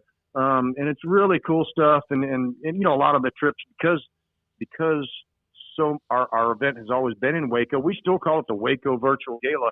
A lot of these trips are local to Waconians, so they're close. You don't have to go far, and you get to spend a day and more importantly, support a charity that man, we just want to take more kids fishing, man. We want to bless them. We want to, in turn, they bless us back. So that's what we're all about. When I was a kid in Florida, I went to Roland Martin's place down there. That was some of the most fun I ever had. I was probably 13 or 14 when we went there. Yep. And just all the different things and stuff. So the event tonight, again, give people the website so they can go to it and and all that and start bidding and all that. I mean, it's as simple as they can go to our castforkids.org, CASTFORKIDS.org, and there'll be a link on that page that you just click on it and it'll say Waco Virtual Auction, and they can look at all the items.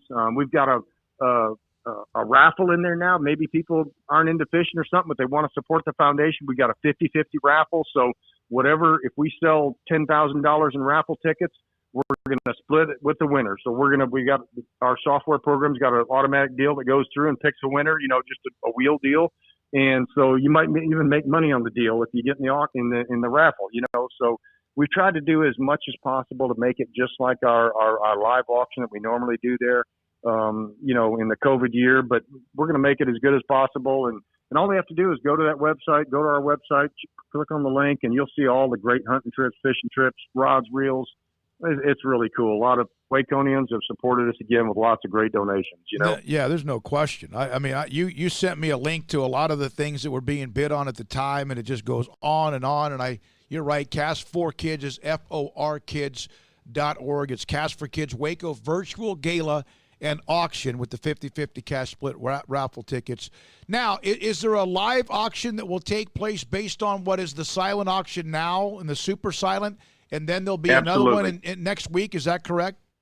That is correct. So we opened up our virtual gala last Monday, and it'll run through next Tuesday. So next Tuesday at 7:30 p.m. Central Time, Jay and myself will be on a live show. Once again, you can reach it through our website, or we'll be on Facebook Live too, our Facebook page or our regular website.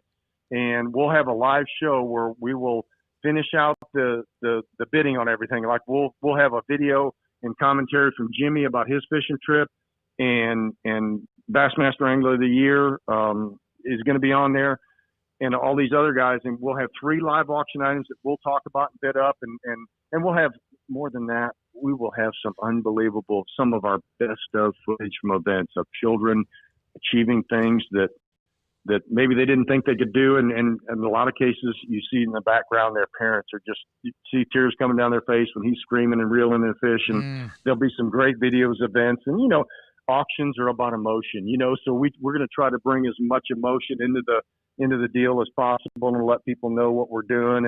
And hey, that's what it's all about. You know, we just want to take them fishing. Cast for Kids Foundation.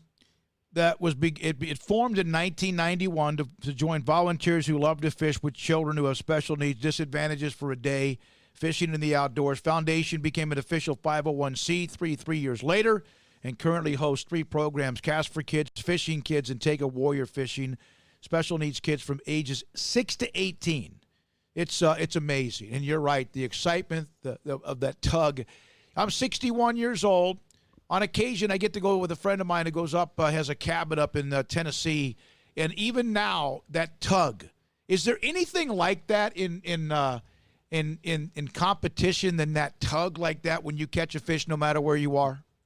No, I'm telling you, we take at every event we will have 2 or 3 kids that are in that cerebral palsy range, and maybe they can't physically hold that rod and reel in their hands, but we'll get our volunteer and we'll set that rod in their hand, and we'll take their other hand and put it on the reel. And when that fish bites, I'll tear up thinking about it. But that's what it's all about. You know, we help them get it in, and it's amazing. It really is. Thank you, Jim. Appreciate your time. So happy for what you guys are doing. Also, Jay was on with us a few weeks ago. We appreciate it. Always make sure you let us know when it's coming back around. We'll be a part of it. Absolutely. Appreciate your time. Thank you. Jim Bankin, one of the program directors for Cast for Kids, CASTFOR kids.org. And it's an incredible event. The live auction is next Tuesday, and you can go to castforkids.org and you can look at the auction, the Waco one, and get involved in so many amazing type, I guess you could say, parts of what they're trying to do. A huge amount of money. All right, we have not been able to really do a sports headlines update. We're going to do that at probably around 5 today. Art Strickland PGA Tour, the Travelers. Phil Mickelson has a 1-shot lead. Shot 63 or 2 today. Birdied 18 to lead by 1. And then also today at 4:45 coming up next, Alan Hare, head coach at Salado, will join us. So we've started out with Byron Murphy II, who committed to Baylor. Lake Seastrunk. Grayson Grunhafer summarized it. Not bad, plus D.D. Lewis and now Jim Bankin. Yeah, it's been a good little run so far, and looking forward to dipping into some of those headlines, but I will pass along that we're seeing more cancellations around athletics. Dallas ISD as a whole has announced that they are shutting down workouts. Crawford announced it earlier today as well. And I think, initially when I started seeing all of these folks canceling, I just thought, oh, no. But now that I think about it, that's absolutely what needs to happen. If they want to play in a couple months, then they don't need to be worrying about playing right now, in my opinion. So, we'll see what happens and as all this plays out. But I think with the numbers that we're seeing in Texas this last really 2 weeks that it's probably a smart idea to shut that down. So I'll be interested to hear what Coach Hare has to say about all that. Yeah, we'll have him on and help talk about it. In fact, there's the note from Nikki at Channel 6 that this new, I guess, discussion or whatever, Governor Abbott, the latest order on bars, rafting, tubing businesses, they're the Backyard Grill. They are the Backyard. They had a couple of events coming up this weekend, and about 450 people were going to be a part of it. Now, both of those events with Aaron Watson and Casey Donahue have been postponed, so you're talking about lots of money there. The city of Abilene, though, said, we're not enforcing Governor Abbott's latest order to close the bars. We're going to reduce restaurant capacity, and we're going to ask people, quite frankly, business owners and citizens, just to use common sense. Follow the executive orders to the extent they can from the city manager in Abilene. Craig, you mentioned Crawford, Texas Tech, 23 out of 197 tests positive, 21 recoveries. Morehouse College has canceled their football and cross-country seasons because of COVID. Danny McCarthy withdrew from the Travelers after testing positive. In the NBA, 16 of 302 players test positive. When I saw that number initially, I thought that was a hell of a good number, and 0 against better. But then it's who else has been traced and who else is connected to the ones that, in fact, have tested positive. All right, anything else? Nope. All right, when we come back, Alan Hare, head coach of Salado. This is SicEm365 Radio. Are you looking to buy a new house? Are you trying to sell the one that you're in? Upsizing, downsizing, whatever you need to call my friend Lance Donaldson and the Donaldson family team, brokered by eXp Realty. Let them be your go-to source as you search for that perfect home. Call Lance at 254-214-3713. Online, lancedonaldson.exprealty.com. Lance is a great guy. He's a fantastic listener. He's going to hear everything that you need, and he's going to find you that perfect home. He might even find something for you that you didn't even know that you were looking for. Again, give him a call, 254-214-3713, or online, lancedonaldson.exprealty.com. Our communities are facing unprecedented times. At Boozer's Jewelers, we care about you and your family. If you're like me, your home has unwanted or unused jewelry lying around. They can have value, and that means we can turn that jewelry into instant cash. This is a great way to get the most value from your unwanted jewelry. At Boozer's Jewelers, we buy all kinds of unused jewelry. So give us a call and let us give you peace of mind and cash for your unwanted or unused jewelry. Do you love Friday Night Lights? Would you like to have a bigger role than just watching the action to ensure the games are played fairly and safely? The Waco football chapter of the Texas Association of Sports Officials, or TASO, can make that happen. The 2020 Texas high school football season is right around the corner, and we need you to be a part of it. There's a shortage of officials across the state in all sports, and you can help. If you love the game and want to be a part of the solution, you can help our local student athletes continue to participate in games they love. Never officiated before? Don't worry. Waco Football Chapter can help and prepare you to make the right call. And right now, Introduction to Football Officiating class is accepting registrations. Make your first grade call today by looking us up and contacting us on Facebook at Waco Football Chapter or at our website, wacofootballchapter.com. Find out more about the Waco Football Chapter of the Texas Association of Sports Officials, or TASO. Go to wacofootballchapter.com.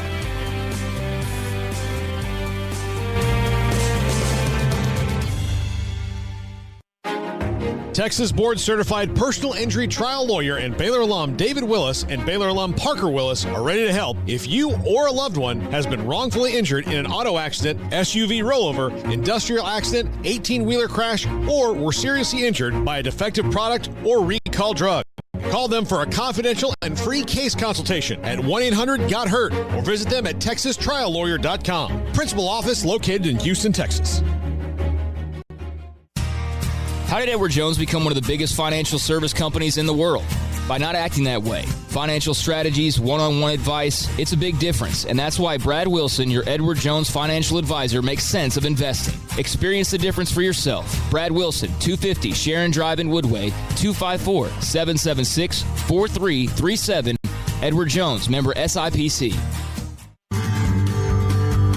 Time to fire up the grill, heat up the oven, or get that deep fryer going to enjoy the top quality products at Waco Custom Marketplace. And order 30-pound bags of live crawfish by noon on Thursday and pick up on Friday to enjoy the weekend. Live crawfish available right now. And Waco Custom Marketplace doors are open for business Monday through Friday from 9 to 6, Saturday 10 to 5. And crawfish boil boxes available as well. Make your order for live crawfish by noon on Thursday. Pick up on Friday for the weekend. Waco Custom Marketplace, your home for fresh kolaches, cinnamon rolls, and baked bread daily. Butcher shop to cut your steaks the way you want. Fresh seafood, summer sausage, boudin, and house-cured and smoked bacon. Spices, seasoning, soup mixes, charcoal, and lighter fluid. Waco Custom Marketplace, doors open Monday through Friday, 9 to 6, Saturday 10 to 5, 425 Lake Air Drive or WacoCustomMarketplace.com.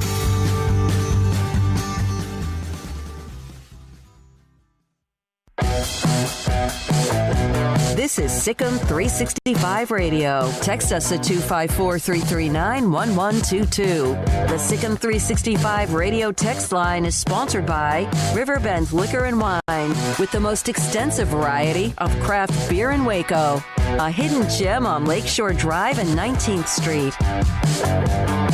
We'll track down Alan Hare. A couple of other stories. We went through some of the stories involving some cancellations, postponements, etc. This one here, we need to discuss this. Deontay Epps, part of the show, jump in as well. Paul Catalina, Craig Smoke. The number to call, 254-339-1122. And if Coach Hare calls us back, we'll jump on the show. Oregon and Oregon State have mutually agreed to no longer refer to their game, the rivalry, as the Civil War. Yeah, I guess that's not that surprising, given the context that I guess a lot of people think of the Civil War. I mean, I looked at the naming of it as just simply that, is like rivalries, like brother versus brother as the Civil War was, but I understand that there's people who take it differently. And so, when we're seeing Aunt Jemima getting canceled, and despite her family not being very happy about that apparently, and all the other things that have been changed or, whatever, that's really not all that surprising. I mean, they changed the Red River shootout because they were worried about gun violence, so, I mean, it's not surprising the Civil War changes as well. You've had the Aunt Jemima story. Gator bait, Paul, did you find this out? Did you find out who actually is the one that created gator bait? No, I mean, I just know that the terminology goes way back. It's never been confirmed to actually have happened, but the advertising that was associated with it, especially early in the 20th century, it just has a negative connotation, especially in that part of the country. So that's why they got rid of it. I do know who created it. It was a former player. It was Lawrence Wright, who's a black man.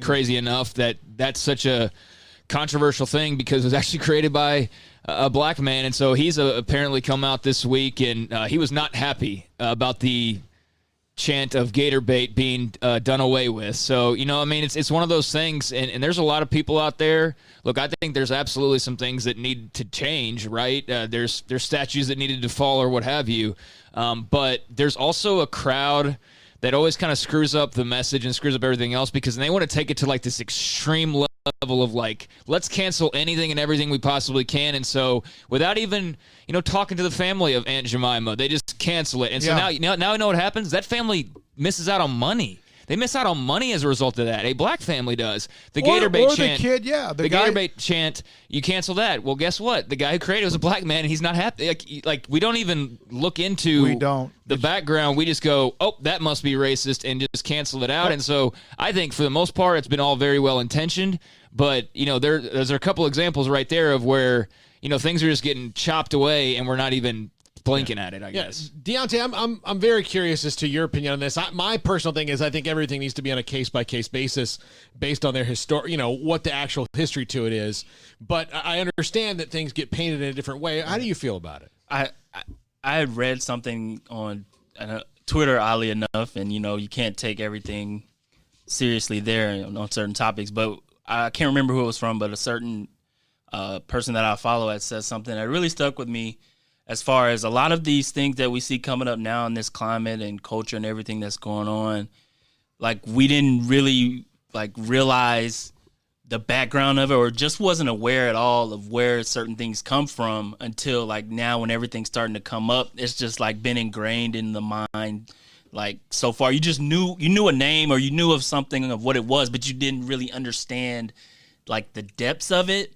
And I think like right now with certain things, it's good to be aware of certain things that like, man, I can't remember. It was something recently that I saw, and it wasn't one of the things you guys said, but it was really this morning that I saw it. I was like, I had no idea where this was coming. Actually, Baylor just announced about 7 different pages on Twitter at Baylor on Twitter. Right. 7 different things they look back at their history. And I graduated from Baylor and I didn't even know that. So Judge Baylor was a slave owner. Right. Yeah. Stuff like, exactly. That's what it was. And it's like, wow, you sit back and you think like, okay, I mean, maybe I think it's good to understand where these things come from, but and at the same time, it's like, okay, maybe we should do something about this. I think it's good to be aware of these things, and if you can change them in the right mindset and make it to where people feel comfortable with it, I think it's a good thing. Yeah, I mean, and again, I think I'm a case by case basis kind of person. I'm not a let's do this because I mean there are shades of gray is not the right term, but there are subtleties like it's hard to cast somebody in a different historical light of the time that they lived in, and so you have to just adjust to that. But like things from back then, like now you're like, what? No. Well, back then it was just. So what do we do? I mean, the question always comes up to me is, so what do we do about George Washington and Thomas Jefferson? Yeah. Like what do you do about that? Because that was, I mean, those are probably the 2 most famous and influential slave owners that our country ever had. In the first and third presidents of the country, the framers of the Constitution and all that. So you can't just undo everything. You may just have to, address that as part of their history. I never had heard of this because I guess I wasn't paying attention because I've tried to stay out of watching. And I've watched, probably monitored things the last 6 to 7 weeks more than the first couple of months after radio. But the cancel culture, this hashtag or this cancel culture. There are some that think it's true, and there are some that think it's ridiculous. Is everything now we just evaporate unless? Oh, wait a minute. But I don't know if I want that one to leave. Is it almost hypocritical in some cases? Is that what it is? Well, most cancel culture is going to be because you're going to say, well, I don't want this, and this. Let's use an example. Let's say it's somebody that you want this gone, you want to evaporate this disappears, this goes down, and then all of a sudden you come up on someone, maybe it's a Hollywood actor or a comedian or a politician or someone that is close to your heart where you went to a school and you didn't realize it, and then you're like, whoa, wait a minute. Why is Jimmy Kimmel not fired yet? Yes. I mean, you know why? You know why? Because he's popular and because he's a fan favorite and because people actually took the time in his case to go, I don't think he really meant it that way, but if it's somebody who's not as popular or not as Hollywood or not as liberal, we don't give them a chance to say, well, no, I didn't really, it's just like it's dangerous. We label it as though, no, I know what this person intended, but I know this person, and no, you don't. And so I think cancel culture is a little bit out of control, but I think we got to separate, taking down statues and doing things like that is just more overdue and not so much cancel culture. It's the stuff that, people see one thing comes down, now they want everything to come down. That's like really the cancel culture part that's of it. Like a blowtorch. And so there are, like I said, you need to look at things at a case-by-case basis. For example, the Teddy Roosevelt statue is coming down outside the Museum of Natural History. And the reason it's coming down is not because Teddy Roosevelt is a racist, because he did a lot of things, met with Booker T. Washington. He did a lot of things to open up, like as much as he probably could at the time, to help African Americans in America in the early part of the 20th century, which was really difficult to do. But the statue itself is racist because it's him and like it's got a Native American and an African American like kind of in subservient positions to the horse.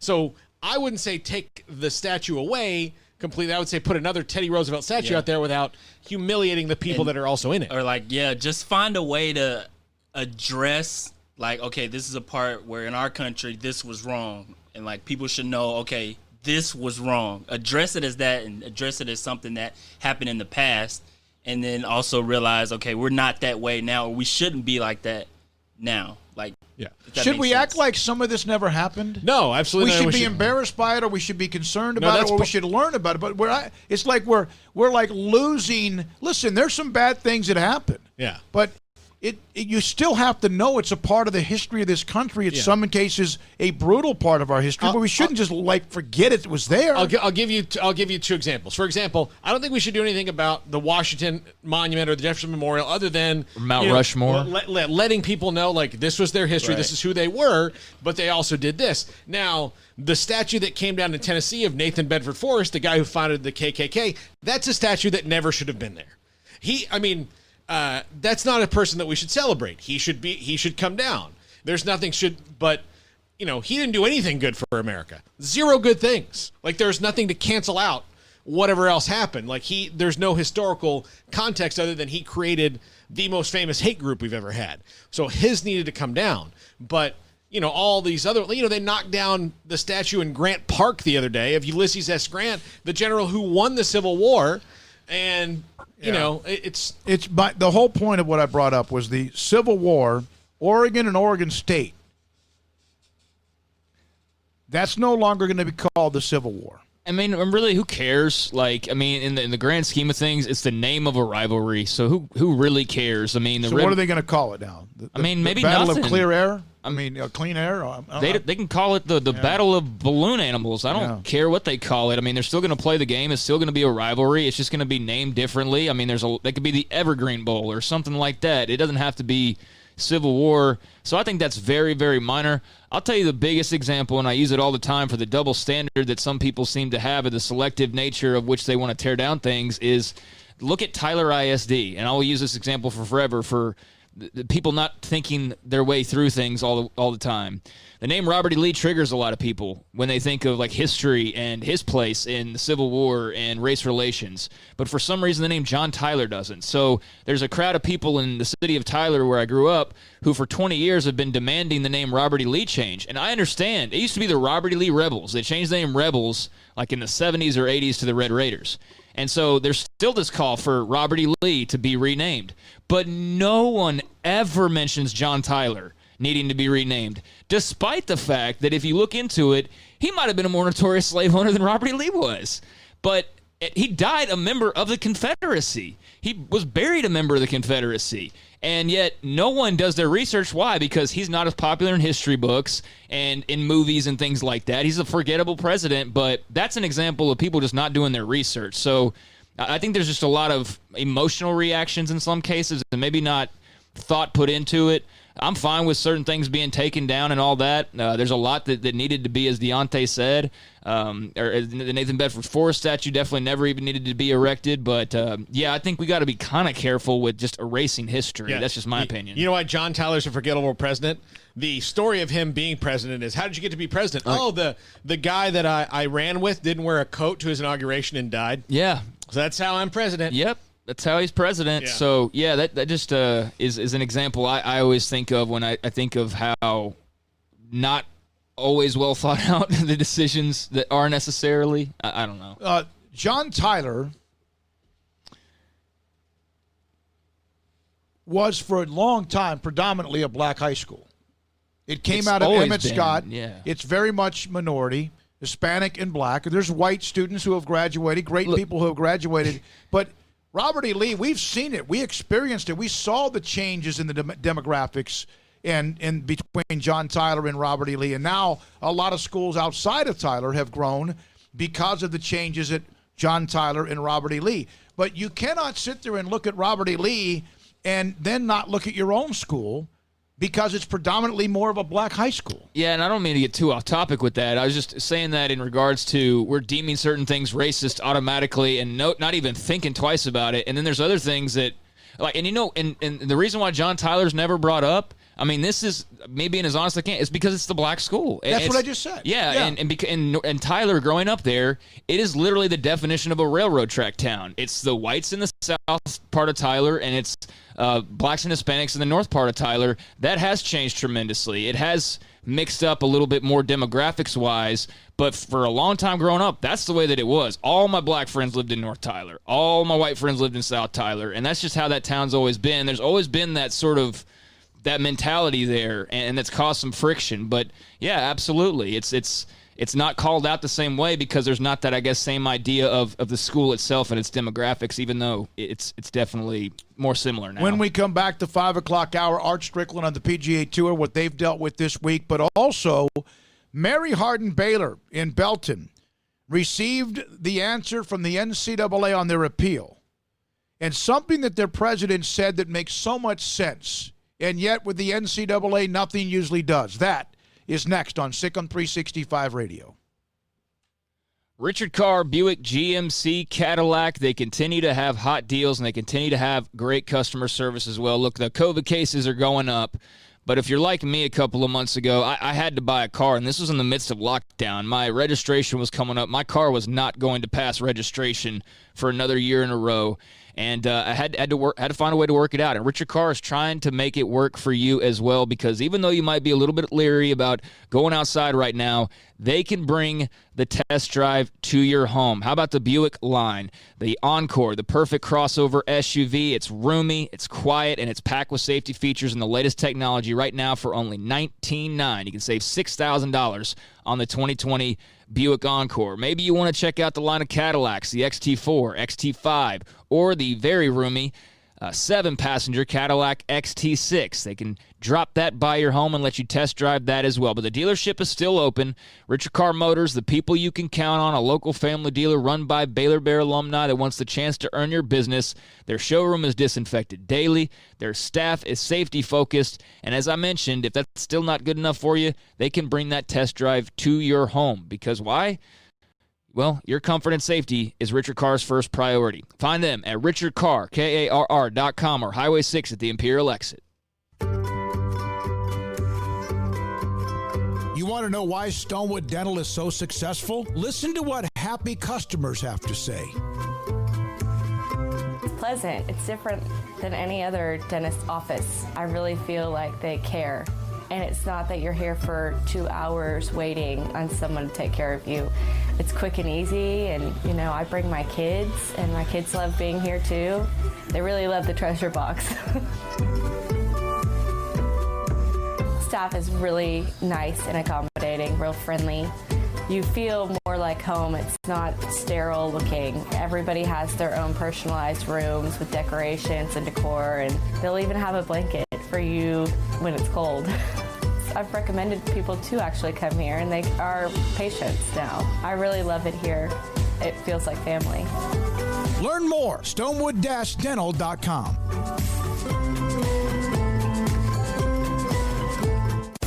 At Ideal MRI, we feel blessed to be part of the Waco community. We're a small family business here in Central Texas. At times like this, the cost of healthcare has never been more important. And unfortunately, significant illnesses and injuries still occur. And that's why Ideal MRI is open and here to serve you through this difficult time. So if you need an MRI, ask your doctor about Ideal MRI. You can schedule online in minutes at idealmri.com or call 833-IDEAL-MRI.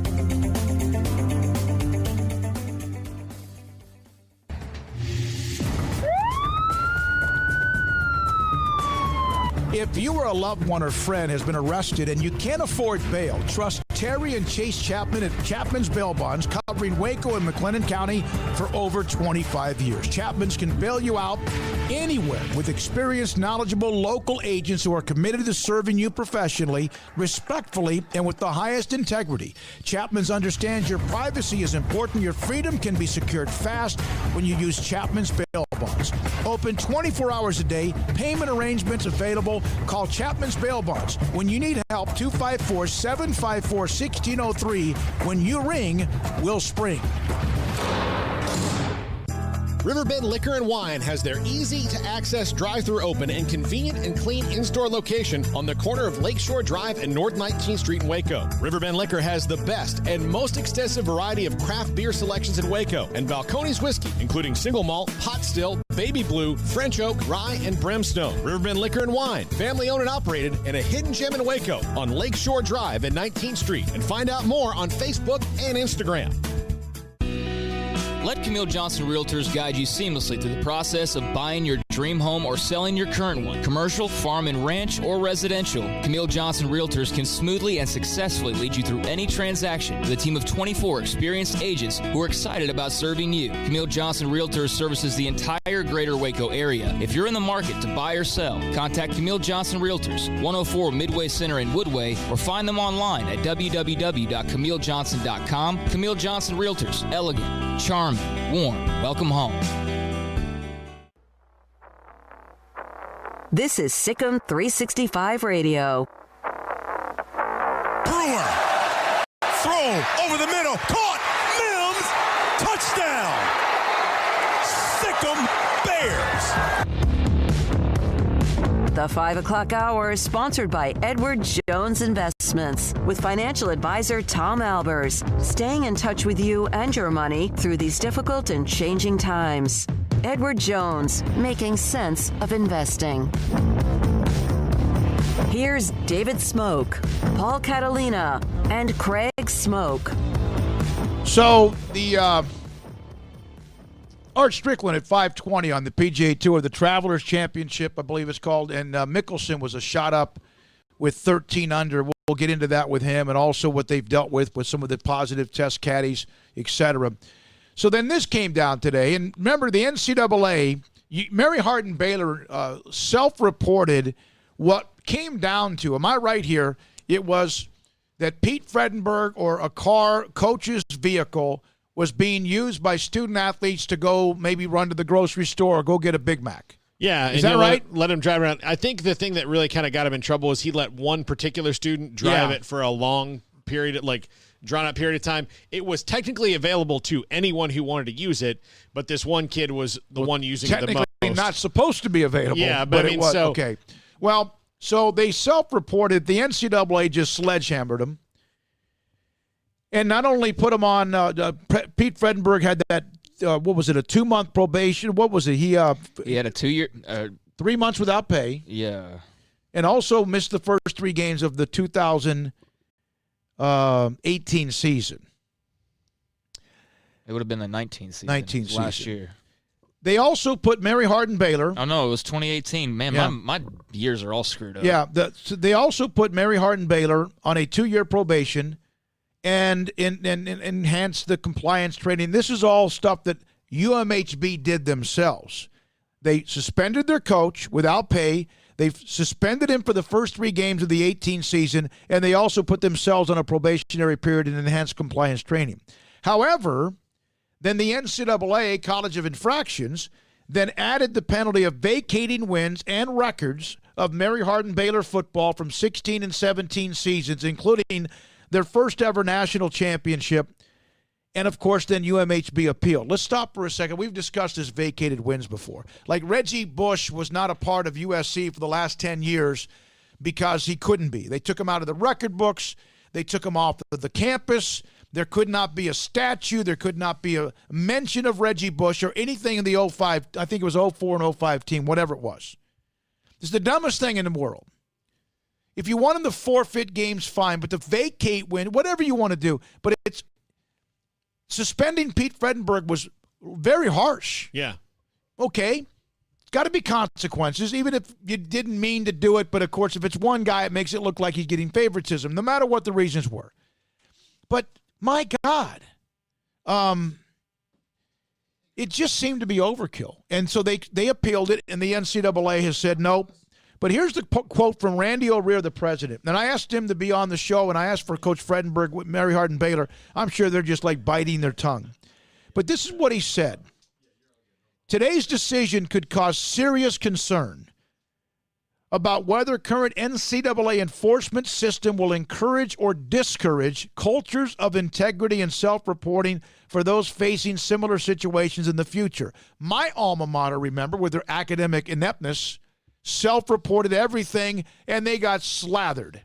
Yeah, just bloodied. That's a good point. If you're going to just pummel somebody, especially a small school, for coming forward anyway, why would you ever admit anything? Eventually they're going to be like, look, if you're just going to take all this stuff away from us, come and get us. Yeah, come find us, and we'll hide behind attorneys and law and legal and all that. But that's what they did to Mary Hardin Baylor and they did that to Stephen F. Austin. Oklahoma State got hammered too, but it's not KU or North Carolina. Yeah.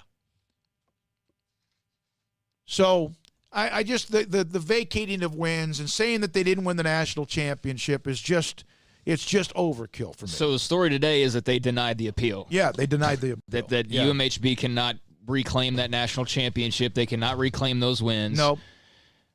Didn't they win it the year he was suspended? Didn't they win it the year he was suspended? Yeah. Did they come back to win it that year, Yeah. which was glorious? Yeah, they did. Glorious. All right. We're now joined by Alan Hare. He's the head football coach at Salado. Last year's team, of course, went a couple of rounds deep in the playoffs, and he's done an incredible job there. I put this down, Alan, and thanks for being a part of the show. 31-17, this is your fifth year. 31-17, but the three previous years, with all due respect to who was there, they were 2-29. What changed? Well, we had to change the relationships that we have with kids. There's other things that do to play football in Slater America. So we had to give them a reason to be a part of what we're doing. And so I had to get to know them and then get to know them in order to coach them. And so I just tried to build relationships first and try to prove them if we work hard, good things might happen. I never talk about how much we're going to win. We talk about how hard we're going to work. And if you work, then you have a chance to win. And that's kind of how we got going. Did the kids pretty much take to that? Well, luckily, I was in a situation where they were willing to give me a chance because what they did in the past didn't work. I've been in a couple of situations where you take over for somebody else. You never talk about the past, but you learn from it. And so they were willing to give me an opportunity to institute our program and institute what we do offensively and defensively and give me a chance. That was it. We had several seniors come back out that hadn't played in a couple of years, that 2016 team. So that helped. Hey, they had some struggles, and let's give this new guy a chance. And me being from here, and I had coached here previously, it's not, Slate don't mean something to me, and so that's where they were able to give me a little commitment there. Coach, how do you feel like the Salado football program has handled all the obstacles going on here lately, particularly coronavirus? How has that altered things for you guys? How do you feel like you've handled it? Well, I guess all of us are learning. There's nobody we can call and say, hey, how'd you handle this when it happened to you? And so luckily we're all venturing in this together. But as good as you could, we rolled out some different programs as far as if you have weights at home or if there's body weight workouts, there's different apps you can put out that kids can get on and work out, and they're supposed to, kind of clock in and clock out over that period that we all take 8 weeks, 9 weeks, something like that. We gave them a reason to work out, but once we started, you could tell that none of them were ready to actually jump back in at full scale. So, we just acclimated slowly. We went 4 days a week. The UL gave us 5. I felt like Monday through Thursday is good enough as far as what we want to do is get them acclimated to what we're doing. And we went 2 days a week with the sports specific because I want them still to look forward to it in August, even though we missed some weeks in the spring. I want them to be excited about coming back and seeing us in August as well. But we're still learning, with the rise in numbers and rotations of groups and sanitizing on groups in and out of the weight room. We kind of treat the weight room like a hospital. We make them split in and split out. We're not all in the weight room anymore. You've got groups all over the place working out. And so that's just been some auxiliary issues we had to handle for us, dividing them up, keeping your groups small, and then keeping them safe when they're there. And but we're just thankful that so far we've been able to keep working out. We've seen a ton of guys that suspended those workouts, and that's sad for those guys. Are you nervous at all that you might not even have a season? I think certainly to say that I'm not would be something that I would be telling the truth.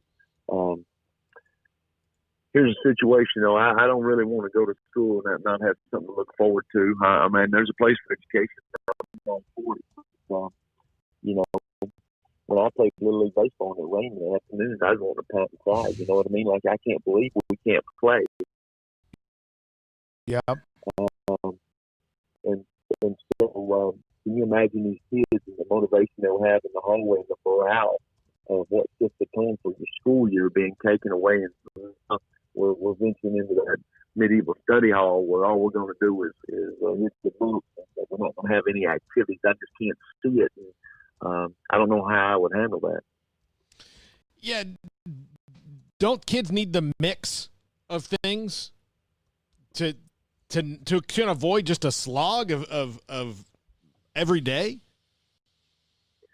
Run that by me again. Don't they need a mix of things in their life? I mean, don't you? I mean, otherwise it's just kind of a drag, a slog every day. You imagine? We serve a whole purpose as far as that educational curriculum of overcoming adversity. And we teach them to overcome some things, but, seeing them on a daily basis and having your platform of people that get to class, be on time, pay attention, sit up front, all those things. And what am I going to hold over their head now? We're going to go, 16, 18 months of, for some of these guys that off-season type training before they get the reward of a season. That would be tough. That would be tough to handle. And I don't really want to, venture off into that thought. I hope we can have something. Not all districts are made up with 6 teams where you have 5 games toward the end there. Some teams for the state, it's a 10 district. So, I don't know how we could do it if we don't have a full season.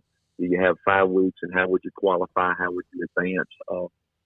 And you think about kids too, that whether they're twirling or the drill team or the band, the cheerleaders, all those people put in lots of hours, and not to be able to showcase their talents is just heartbreaking. Yeah, it's just part of growing up. It's part of learning to compete. It's part of learning about life. It's all about safety as well. But it just seems like we're in such a, I don't know if it's ever going to be normal again.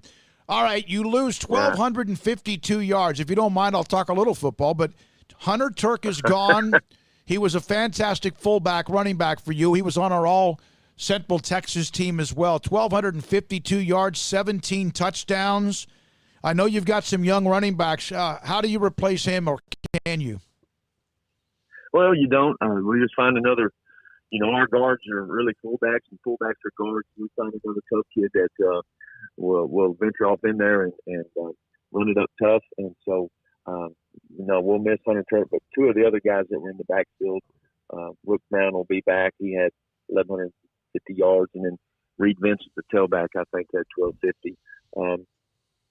They'll be back, but we're going to have to find a fullback. And right now, there was a younger kiddo named Noah Mesher that will be a senior this year that's got some experience, played some safety last year for us, but on JV played some fullback, and he's got that same knack of learning how to, find the seam and run tough up in there. But,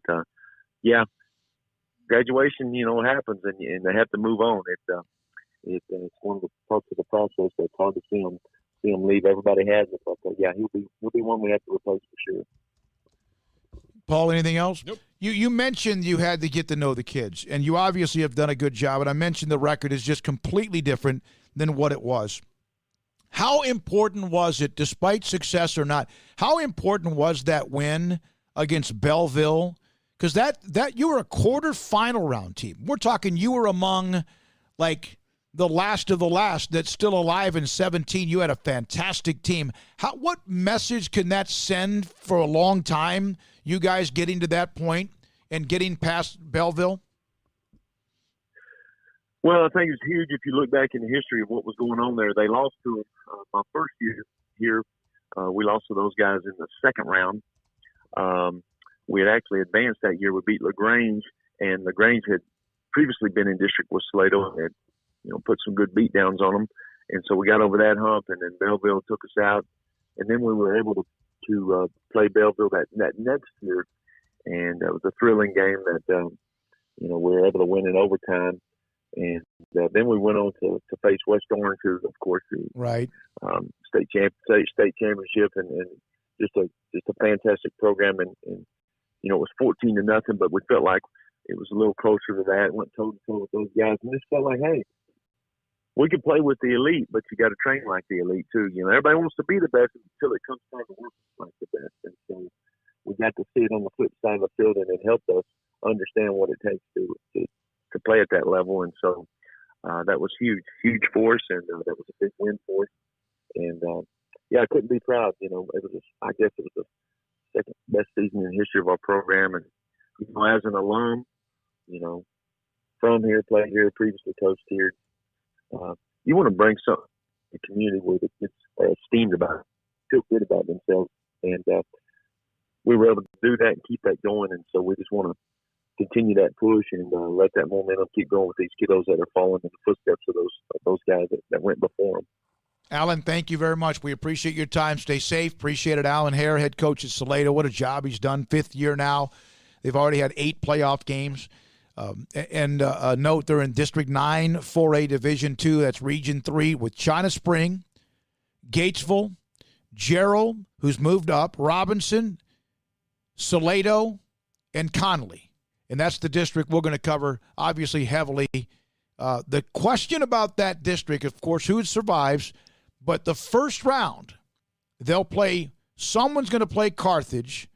Jasper's in that second round.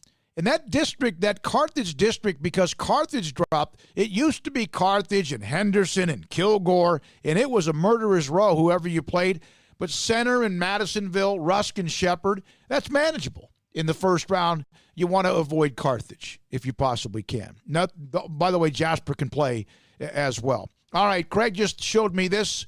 Kevin Hoffman, the head coach at Mart, just put up on a note 4 minutes ago. Mart Panther family, Mart ISD suspending summer strength and conditioning workouts, closing all athletic facilities, starting now through July 12th as a precaution to the COVID-19 situation in McLennan County. Follow the guidelines, stay healthy, be ready to be back on July 13th. I'm fine with that. I know that there might be some players, even, maybe some fans, parents that are disappointed by that, but, basically everybody's shutting down. All of Dallas ISD shut down earlier today, workouts. We've seen Midway. We've seen Rob. It's basically everybody now. Like, if you haven't canceled workouts, you're like one of the lone programs that hasn't at this point, and I would much rather see these guys get to go work out in late July in preparation for an August season than have them working out late June, early July, just to get ready for the same time frame. So, with the rate of escalation in cases across the state of Texas and Florida in particular, I think it's smart to shut it down for the time being, give it a couple weeks, and let's see where we are once again. At some point, though, we're not going to be able to push off everything for forever. Deaths are just going to, as sad and unfortunate as it is, that's going to be a byproduct just like a lot of other things are. And I'm not comparing COVID with every other thing that causes people to lose their lives, but something's got to give at some point, because we're 4 months in, and I'm not saying this because of football. I'm saying just life in general. So if we got to shut it down right now to have what we want later on, then I'm all for that. When we come back, PGA Tour, there were thoughts that maybe they were going to shut it down. They're playing in Connecticut, the Travelers Championship. We'll look at the leaderboard and also speak with Art Strickland, golf columnist, next on SicEm365 Radio. Riverbend Liquor and Wine has their easy-to-access drive-thru open right now. Convenient, clean in-store location, Lakeshore Drive, North 19th Street here in Waco. I love going to the drive-thru there. You just go up and you tell them, I'd like a bottle of Balcones single malt, and they can do that for you. Or the pot still, the baby blue, French oak, rye, brimstone, they've got it all. Or maybe you want a bottle of vodka. Maybe you want, some Dripping Springs. They can do that for you. You just say, I'll have this, and they bring it to the window. You give them your money, and you're on your way. Absolutely fantastic. It's great. And they've got a great craft beer selection as well on the corner of North 19th and Lakeshore Drive in Waco. Riverbend Liquor and Wine, family owned and operated, a hidden gem. Find out more on Facebook and Instagram. In the market for a quality metal building? Since 1943, Pioneer Steel and Pipe has helped Central Texas residential and commercial customers with metal building design, panel options, building components, and trim options. Pioneer Steel and Pipe's residential line is energy efficient, offers low maintenance, reduces insurance payments, is impact resistant, and carries up to a 45-year limited warranty. In addition, they can also help you find a metal building contractor for your project. Pioneer Steel and Pipe with locations in Waco and Bryan and at pioneersboys.com.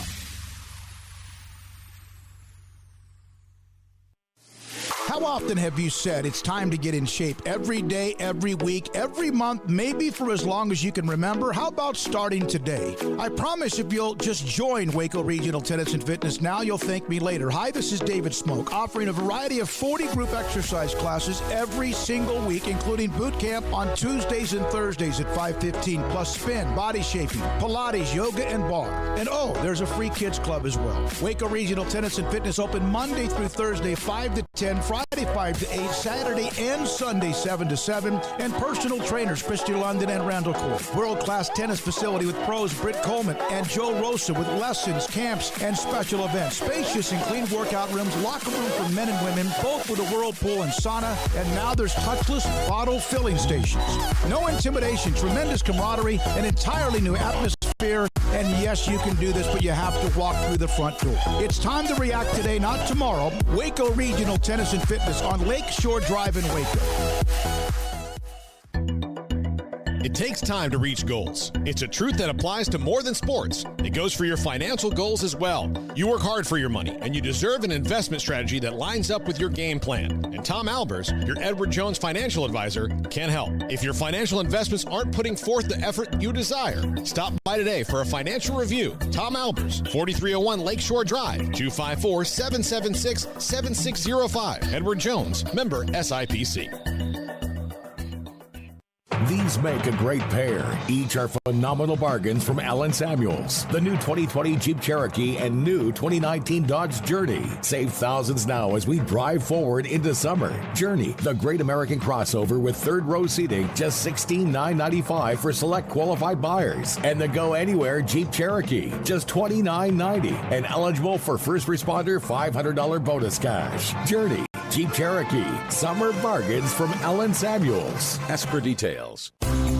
At Ideal MRI, we feel blessed to be a part of the Waco community. We're a small family business right here in Central Texas, and our goal is to bring down the cost of healthcare while maintaining high quality. At times like this, the cost of healthcare has never been more important, and unfortunately, significant illnesses and injuries still occur. That's why Ideal MRI is open and here to serve you through the difficult time. We offer premium MRIs just like a hospital with state-of-the-art technology and specialists, but you'll pay less. Sometimes thousands of dollars less, whether you're using insurance or not. At Ideal MRI, we accept most insurance and there are no hidden costs, even offering financing if that's needed, everything included in the price, and you'll not get something as a surprise in the mail later on. If you need an MRI, ask your doctor about Ideal MRI. They'll know. You can schedule an appointment safely from home online in minutes at idealmri.com or give us a call, 833-IDEAL-MRI, idealmri.com. This is SicEm365 Radio. The SicEm365 Radio Live Guest VIP Hotline is sponsored by Stonewood Dental. We are all in this together.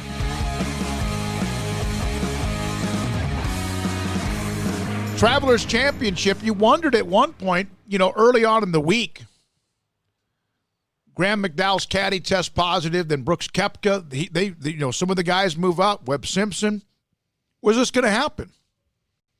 Phil Mickelson is glad that it has so far through 2 rounds. 63 today, leads by a shot over Will Gordon and Mackenzie Hughes. McIlroy, Schauffele, a lot of big names at the top of the leaderboard.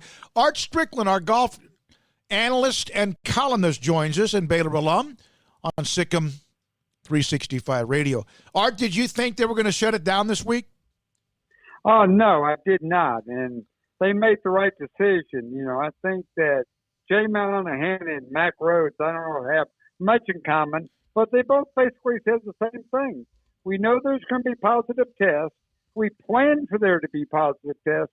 And when there are positive tests, here's what we're going to do. And I think the fact you've had now 3 golfers, out of how many they've tested for 3 weeks now, 425 caddies, officials, 2 caddies, 3 golfers, less than 1% of the people have tested. And I think Mac's right and Jay Monahan and PGA Tour is right.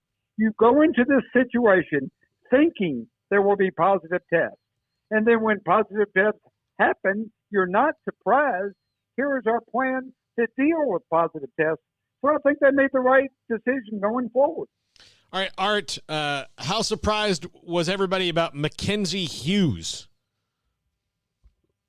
Well, I think that there's a lot of good players out there, and Will Gordon, is to take a phrase from one of my old golf writing buddies. I'm not sure Will Gordon's a household name in his own household, but I think that a lot of good players. We'll see what picks up, but.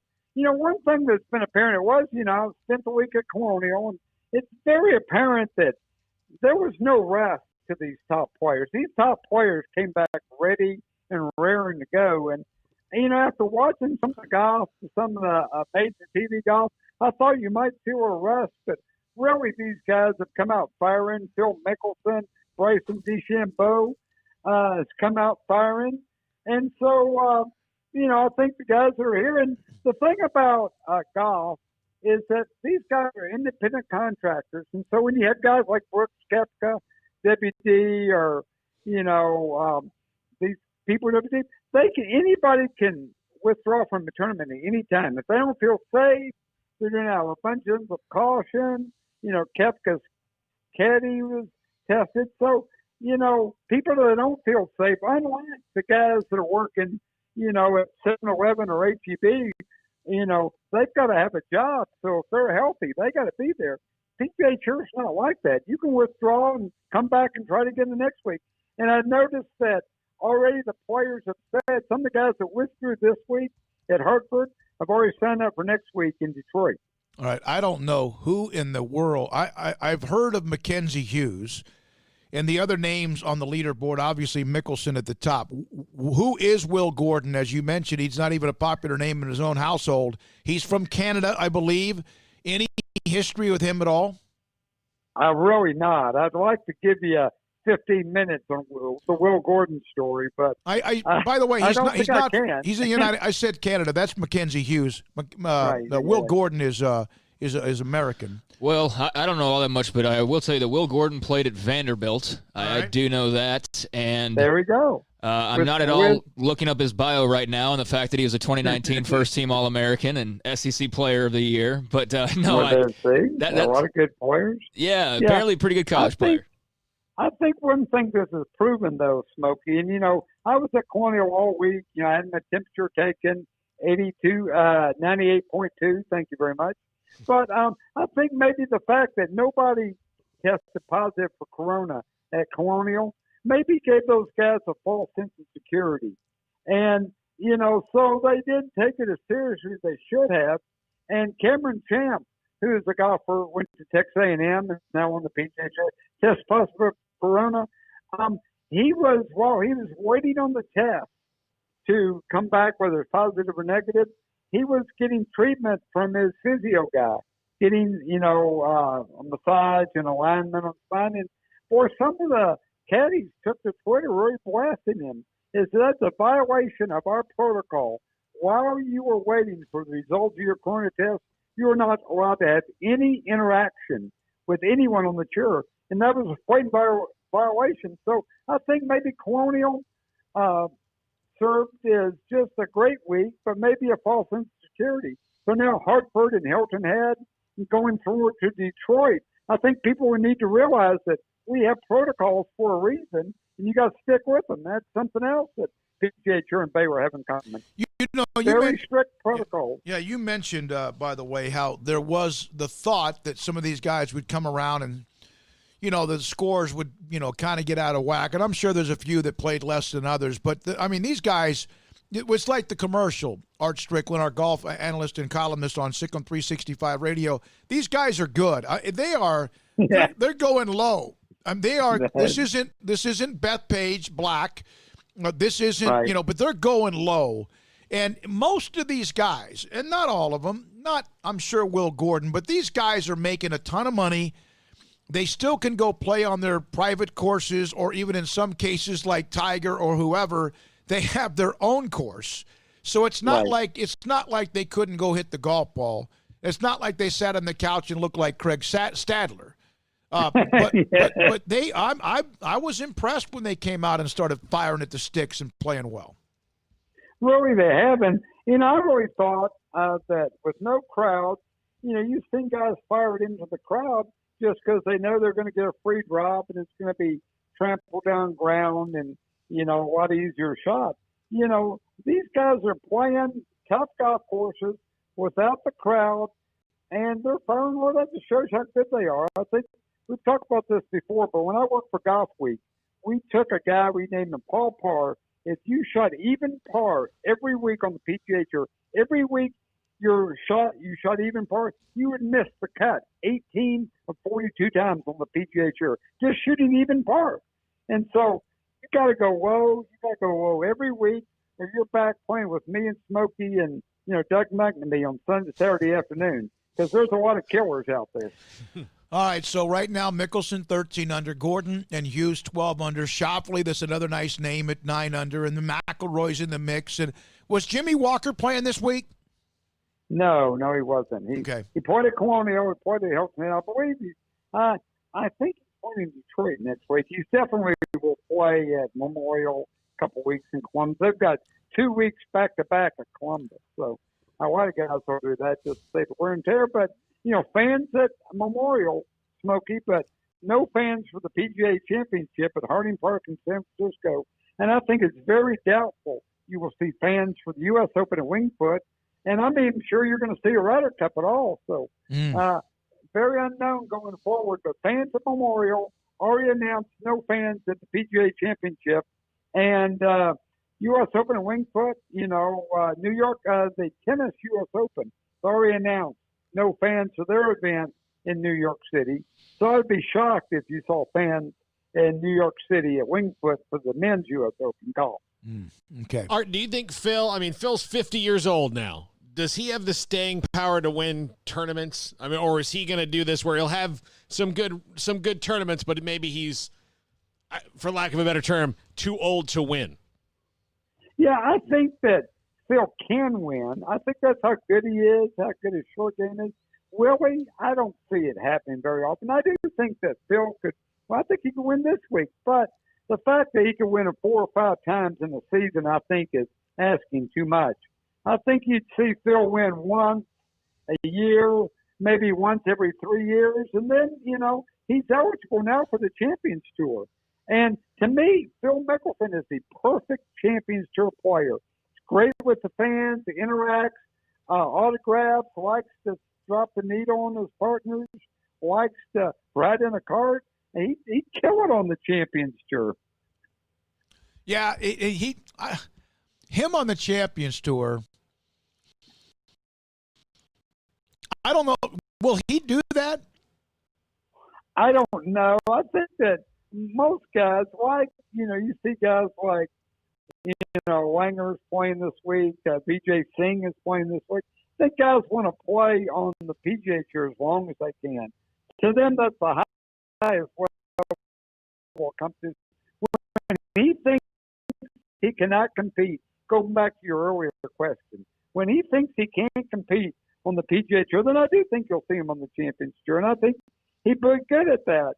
But Jack Nicklaus once had the greatest quote on the Champions Tour. He said, "I beat these guys for 30 years on the PGA Tour. Why would I want to go to the Champions Tour and beat them all over again? There's no great thrill in that. So I think that Phil will play on the PGA Tour as long as he can." All right, Art, thank you as always, buddy. Appreciate your time. Art Strickland, golf columnist, analyst with us. Again, the Travelers Championship. Phil Mickelson has shot up at 13 under par, has had a great first 2 days. And you're right, Paul. Again, does he could go shoot 68 tomorrow and be 3 back because the scores are so low. Yeah, so low. I wonder, you've heard me say this about Phil for years. I don't think he's ever going to win a major again because only one person ever has after the age that he is, and that was Jack Nicklaus, won the Masters at 46. It doesn't happen that often. Maybe there's a couple others I'm leaving out, but, after 45 years old, you don't really win majors. And, Phil's in great shape, and he looks great now. I just don't know if he has the staying power to win this tournament. Yeah, I'm not sure either. All right, when we come back, we're going to look at a couple of things as far as what you have had to say today as well, who we've had, where we're going, as we're closing out week number 12. Week number 12 of SicEm365 Radio. A couple of notes on the Twitter timeline, a few on our Riverbend Liquor and Wine text line, also on the Willis chat room, Willis Law Firm chat room. This is SicEm365 Radio. Alan Samuels, Dodge, Chrysler, Jeep, Ram, Fiat. AJ over at the dealership, I was talking about the tire, the front left tire that I had that's kind of low. It's been okay. I went in there and put a little air in it. He goes, hey, I'm here. I'm listening. Come over. Let me fix it. That's the kind of customer service you want. He sold the car. He wants to make sure he takes care of it. It's not just mine, but he feels like it's his. I love that. Get 0% financing for 72 months, no payments for 90 days on a lot of the new vehicles on the dealership and even in the floor room. Jeep Gladiator, featuring employee pricing for everyone. 2019 Ram still in stock, 0% for 72 months. The new 2020 Ram 4x4 Lone Stars now feature $10,250 in values. The $500 consumer cash on the new 2019 Dodge Journey and $1,000 in the new 2020. $750 consumer cash in the new 2019 Caravans and $1,000 in the new 2020s. The 2019 Ram chassis cabs, $1,000 consumer cash, and if you're a first responder, you also get a discount of $500 on many vehicles. Alan Samuels reminds you to service your car, certified to work on all brands inside what they have, inside their shop, inside their parts department, inside where they take care of the cars and take care of yours. But you got to buy one first. You got to go to Alan Samuels on Loop 340, east of 84 in Waco, AlanSamuelsDCJ.com. Well, I have to tell you that we're pretty proud here at Pickup Outfitters. The mayor of the city of Waco chose to deputize Pickup Outfitters into the Waco Mask Police Force. Now, we weren't necessarily looking to be deputized. We've been pretty busy fighting truck nudity, but hey, we're law-abiding citizens. The threat of a $1,000 fine if we didn't join the Mask Police Force also had something to do with it. So please, bring your mask with you to Pickup Outfitters. And if you don't have one, we'll provide one previously unused. And we have a couple of other requests. First, wear a mask that covers your mouth and nose, but not your eyes, especially when driving to Pickup Outfitters. Second, we do have hand sanitizer, which you are welcome to use on your hands. Do not try to drink our hand sanitizer. Even if you add orange juice, it's still not a mimosa. And third, we have everything you need to outfit your naked truck. Pickup Outfitters, 220 Lake Air Drive in Waco. Check us out online at createacommotion.com. Hey, this is Bryce Petty, former starting quarterback and two-time Big 12 champion. And I know firsthand the importance of being in top shape both on and off the field. So listen up, men. If you're feeling beat down day in and day out and looking for that high-performance edge that separates the men from the boys, then look no further than the Petty Clinic Low T in Waco. Petty Clinic is a comprehensive men's healthcare clinic with an atmosphere catering to men. Board-certified Dr. Kent Petty has a special interest in offering the highest quality medical care to men of all ages. Some of the services offered include screening and treatment for low testosterone or thyroid, infertility, high blood pressure, diabetes, high cholesterol, sleep apnea, while offering comprehensive wellness exams and complete men's health lab panels. High performance men, remember, it's not just a Petty thing. This is Bryce Petty, encouraging you to reach out and Google search Petty Clinic Low T or go to pettycliniclowt.com and get your complimentary lab screening today. This is Waco, and this is Boozer's Jewelers. When locals want luxurious jewelry and at a competitive price, they come here. This is Brad Boozer. He's the owner of Boozer's Jewelers. Boozer's is the premier wedding ring store. They specialize in loose diamonds and wedding rings. At Boozer's, they have 7 jewelry counters dedicated to wedding rings and diamonds only. They also specialize in heirloom jewelry, custom jewelry, watches, and much, much more. So what are you waiting for? Stop on in today and discover why the locals trust Boozer's for their jewelry.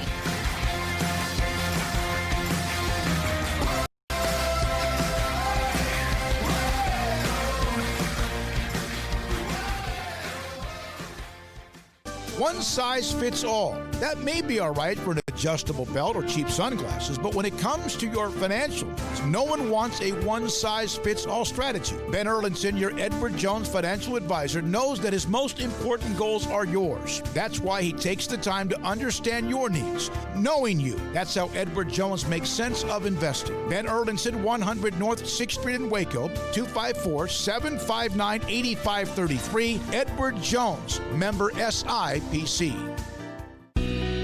Let Camille Johnson Realtors guide you seamlessly through the process of buying your dream home or selling your current one. Commercial, farm and ranch, or residential, Camille Johnson Realtors can smoothly and successfully lead you through any transaction with a team of 24 experienced agents who are excited about serving you. Camille Johnson Realtors services the entire greater Waco area. If you're in the market to buy or sell, contact Camille Johnson Realtors, 104 Midway Center in Woodway, or find them online at www.camillejohnson.com. Camille Johnson Realtors, elegant, charming, warm. Welcome home. This is SicEm365 Radio. The SicEm365 Radio poll is brought to you by Pickup Outfitters, where everything purchased and installed comes with our famous lifetime installation guarantee and free warranty assistance. 220 Lake Air Drive or createacommotion.com. All right. What, you there? Yeah, sorry. Just hit a random button. I passed along Clemson's Corona numbers, and he just freaked out. Yeah. I thought they. Well, go ahead. Go ahead and give them. 37 football players are positive. That's just 7 more. Yeah, Just half the team almost. Whatever Clemson was doing, though, and what those guys were doing, They were celebrating. they were doing it wrong. Yeah, okay. They were doing it wrong. Wake Forest, remember the story about James Franklin? His daughter had sickle cell, is that right? Yeah. Wake Forest head coach Dave Clawson, isolating from his wife Catherine, a cancer survivor. His team is expected to open football camp on July 12th. If they make it to a bowl game, he could not see her again until mid to late or after December. She's in good health, cancer-free, but the two decided that's the only safe response would be to remain separated once coaches resume face-to-face interactions with players. Man, just think about, like I know we rush through these. I'm not talking about us specifically, but we just go through these stories and when we react to them and we think about them for a second. But think about where we are right now, to where we've got this virus going around, and there's a coach actually having to come out and say, "Hey, I might not see my wife in person for 4 months." If not longer than that, if bowl games, 5 months almost, because you don't want to risk spreading it to her or spreading it to your players. I mean, that's just crazy. Like a husband can't see his wife for 4 to 5 months because of coronavirus. It's just nuts to me when you really sit down and think about it, but that's the reality. I have a feeling that excuse is going to start getting used to a lot more. There's going to be a lot of of guys. Yeah. Hey, sweetie, I'd love to hang out with you this weekend, but, I'm worried about your health. I'm worried about your health, darling. Yeah. You have to pick out those curtains on your own. Our lineup following this show. Trust the podcast, is that right?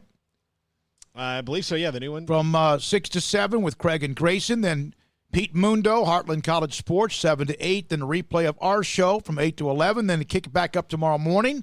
Replay of the show at 7 a.m. Interview replays from 10 to 3, various podcasts. And then, again, we'll be back on the air Monday at 3 o'clock on Monday. So, man, there's been a lot of it's been an interesting day. Craig, we didn't even bring this up, but not yet because you pick this story, you pick this story. I didn't even quite understand what I was reading earlier today when a student who is the president of some group on campus at K-State went nuts with a few comments about George Floyd. That he had not tested positive for drugs in 2 months. Is that what it was? Yeah, it was that's almost word for that was the basic sentiment of what he said. Yeah, he said congratulations. It was something along the lines of congratulations to George Floyd for being like 2 months drug free or something. Which, yeah, as you can imagine, did not go over well. And DeMarquise Hayes, who played his high school football at La Vega and who has been up at K-State for a while now. This is actually how I originally saw it, because I haven't spent much time on social media outside of looking for stories, but I saw him randomly post like this graphic, and then I read it and realized, okay, something's going on at K-State, and that's how I found the tweet originally. But apparently he's one of, I guess, a few players that are now saying, hey, unless this kid gets expelled and gets directly addressed by the school itself, then we're not playing football. He's apparently the head of this America First group that he is apparently a white nationalist group. Cool. So, and there's no place for, like, what's the kid doing? What are you doing? What positive things is this guy accomplishing? Yeah, what are you doing? None. What are you doing to help your school? Nothing. Or anybody, for that matter. Nothing, except for just, continuing to pour gas on the fires of bigots. That's all you're doing. And,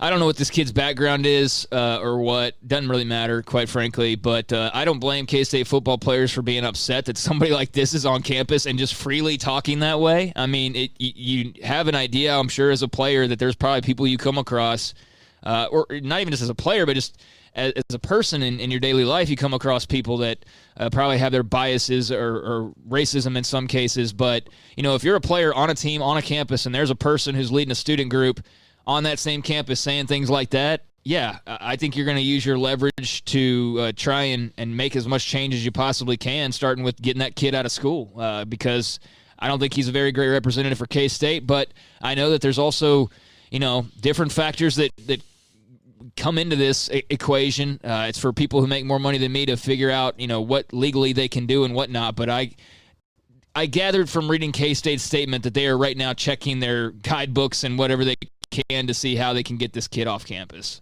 That's the takeaway that I had from it. Yeah, me too. Well, yeah, you just feel like, okay, he's gone, and there are ramifications with that too. You can't just expel him and then all of a sudden he comes with a lawsuit and says, well, hey, under your school, like, so right now it sounds like they're trying to make sure that they can just do that. No, side effects would come from that, like a major lawsuit or, whatever else they might have to deal with. Because do you open yourself up? I'm just looking, I always look at damned if you do, damned if you don't. I also try to look at an example down the road. If a student on campus, a minority student on campus a month from now, says something vicious, racially insensitive, is he expelled too? He or she? Yeah, you would think so. You set a precedent here. Yeah. I'm thinking this guy's garbage. Right. Yeah, and you think it would be just snip and he's gone, but because of what you mentioned, you can't have the double standard, also the legal part of it that I mentioned. So, I mean, there's reasons why not everything is so cut and dry, and why sometimes decisions that seem like the easiest decisions in the world are not quick decisions, because other things have to be taken into account. So, again, really dumb thing said by this guy. He is clearly a very hate-filled person, and, I'm sure if he doesn't get what's coming to him now, based on his hatred, then he will at some point in life. I don't think there's any doubt about that. Hey, buddy, good luck getting a job now. Oh, yeah, no, he totally, like all the just, he's a piece of crap anyways. Like, yeah, he just totally incinerated half the opportunities he may have even had, because the only people that are going to not see that post and say, like, oh, we're definitely not hiring